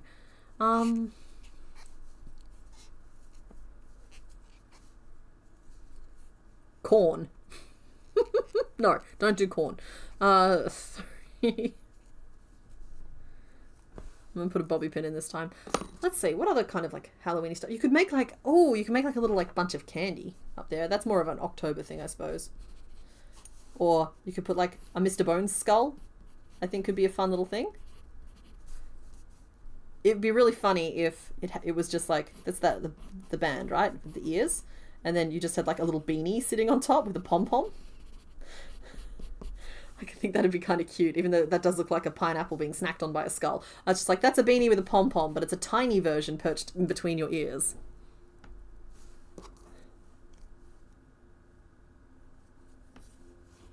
Oh, it's a true to original cover. Okay, he was trying to raise awareness because of some trouble the original author was. Oh, okay, cool. That's actually really interesting. So for some reason I hear cover and I immediately go, oh, it's a heavy metal version. But I think that speaks more to my music tastes than anything else. Because like if I'm listening to covers, it's because I'm listening to heavy metal covers.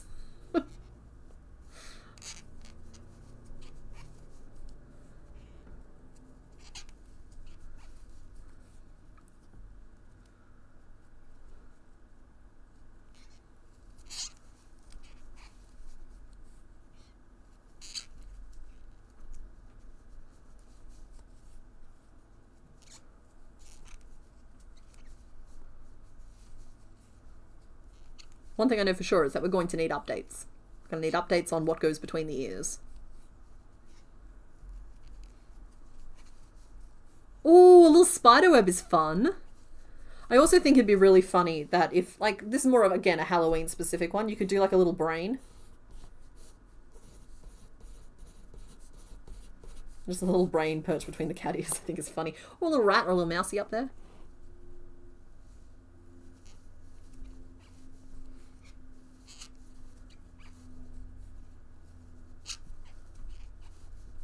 There is...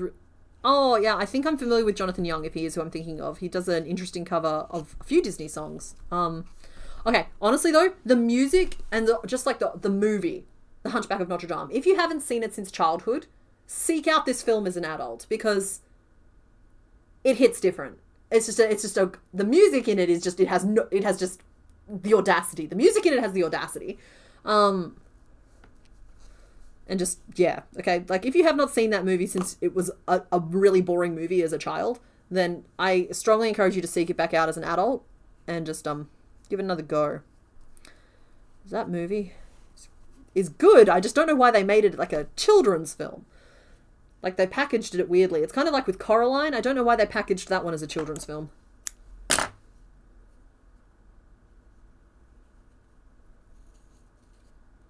I do know Taras's version of Rasputin. Actually, you know what?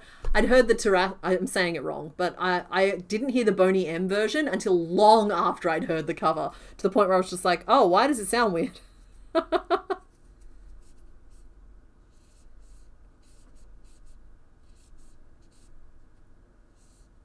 Oh, you watched it in high school and then remembered liking it way more as a kid. Interesting.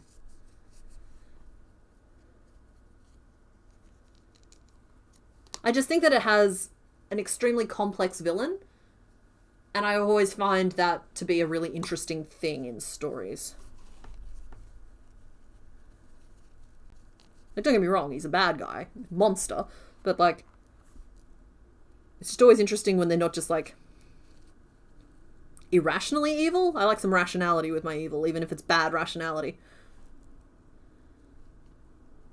Thought of The Prince of Egypt. You thought it was a kid's film forever till we rewatched it recent. Yeah. Okay. We got brows. I'm going to have to do some tricks to make these eyes pop out a little bit. But technically they're not attached yet, so I can move them out one space if I need to. I'm going to do a little bit of red and a little bit of white to help the eyes pop. So yeah.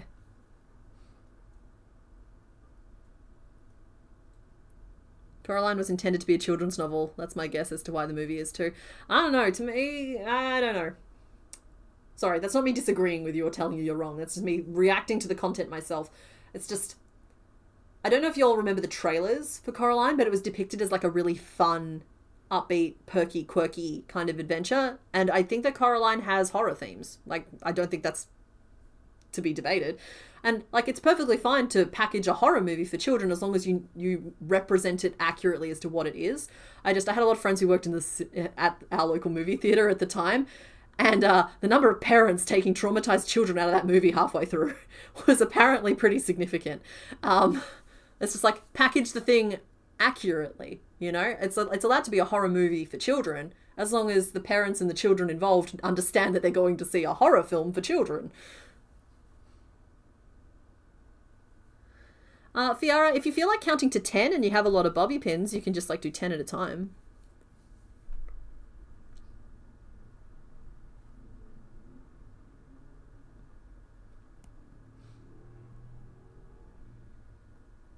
Yeah, I mean, The Hunchback of Notre Dame is also based on like an actual piece of literature, though I suppose all fairy tales are. It's just, it feels closer to the source material to me than some of the fairy tale stuff, but I guess that's to do with like the complexity of the content as well. Anyway, allegedly Neil had his daughter read Coraline to decide if it was kid friendly. She said it was fine, but in reality it terrified her and she lied because she wanted to know what happened next. See, that's very that is a child's like reasoning. It's like, children should be exposed to scary things, but like, yeah, like I said, I feel like there was a number of people who made decisions regarding the marketing of the film Coraline that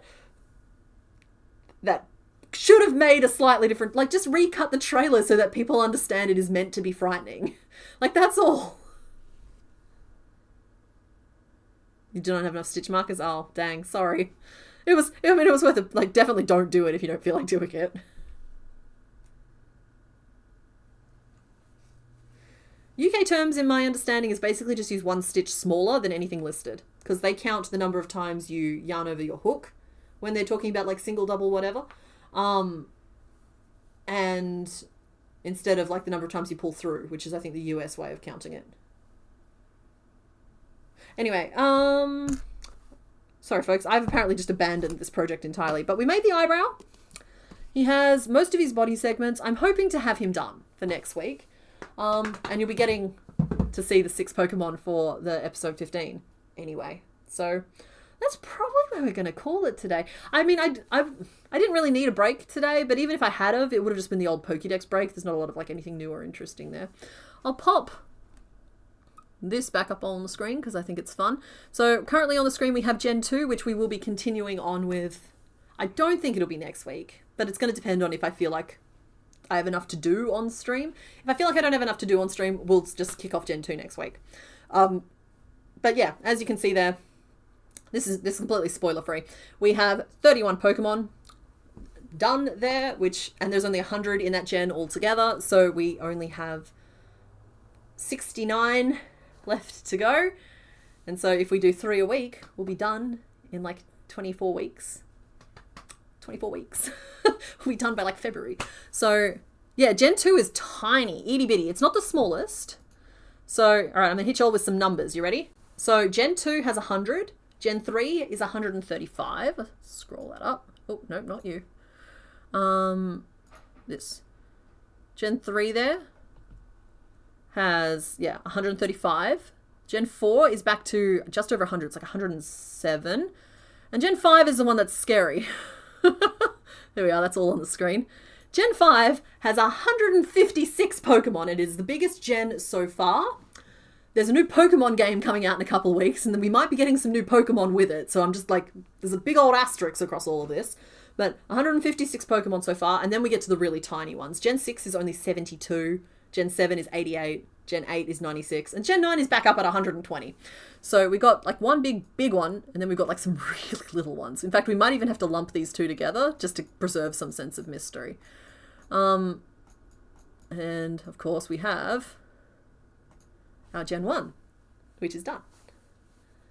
So, yeah, I've talked about this a little bit, but, like, my plan for, as we move into Gen 2, we're wrapping up Soul Silver. I don't think it's done this episode, but it's, like, it's going to be done soon. And when that finishes, if we start another Pokemon challenge, I'm going to make sure that it includes Gens 3, 4, and 5, so we can start chipping away at Gen 5. Though, honestly, I might even just make it Gens 5 and 6 and just start chipping away at both of those. And then we'll tick off Gens 2, 3, and 4 across stream.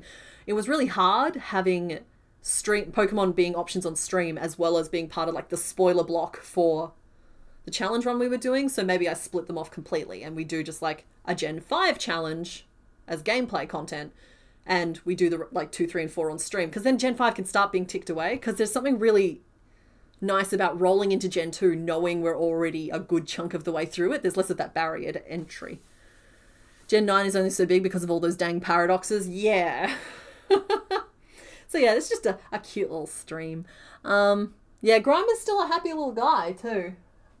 He is very optimistic. He's just having a good time. There he is. He's just like, he's honestly embodies the spirit of like a little kitten. He gets very excited, and some of you got so happy when I put the crown on him last week. I'm wondering if I can see it here. There it is. Hello. So, he can get his crown again because, like, it just made some of you so very happy. I just can't resist doing it because, like, I saw the screen grabs on Discord, and I was just like, that is so adorable. I did not appreciate it.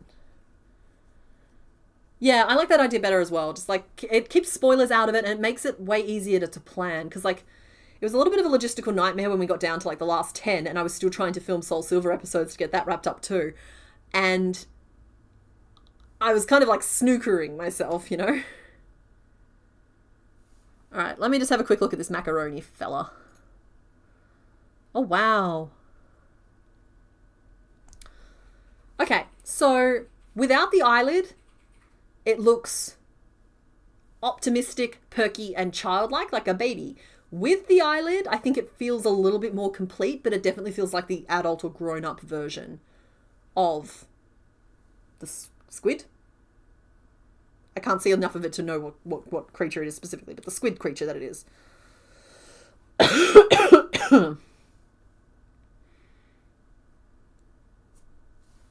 Yeah. Your kids might get dinner on time today because you're not distracted. Yeah, we're wrapping up. You guys can peel off at this point. There's no more reveals. I'm just nattering a little bit, and I'll be finishing off in the next 5 minutes. So yeah, we should be heading into a fun time. Please bear with me across September as we go through some patterns you've already seen the finished products for. There's not a lot of surprises coming up in September, but if you guys wouldn't mind engaging with the content, that'd still be really helpful. And I'm trying to come up with some exciting things for October, November, and December, so we'll see how we go. Good night, everybody, and happy time zone, and hopefully Gyarados will be finished by next week. That's the plan, anyway. Bye! Oh, come on now, it ruins my exit. Why is it like this? I found the button. Why is it all the way down there?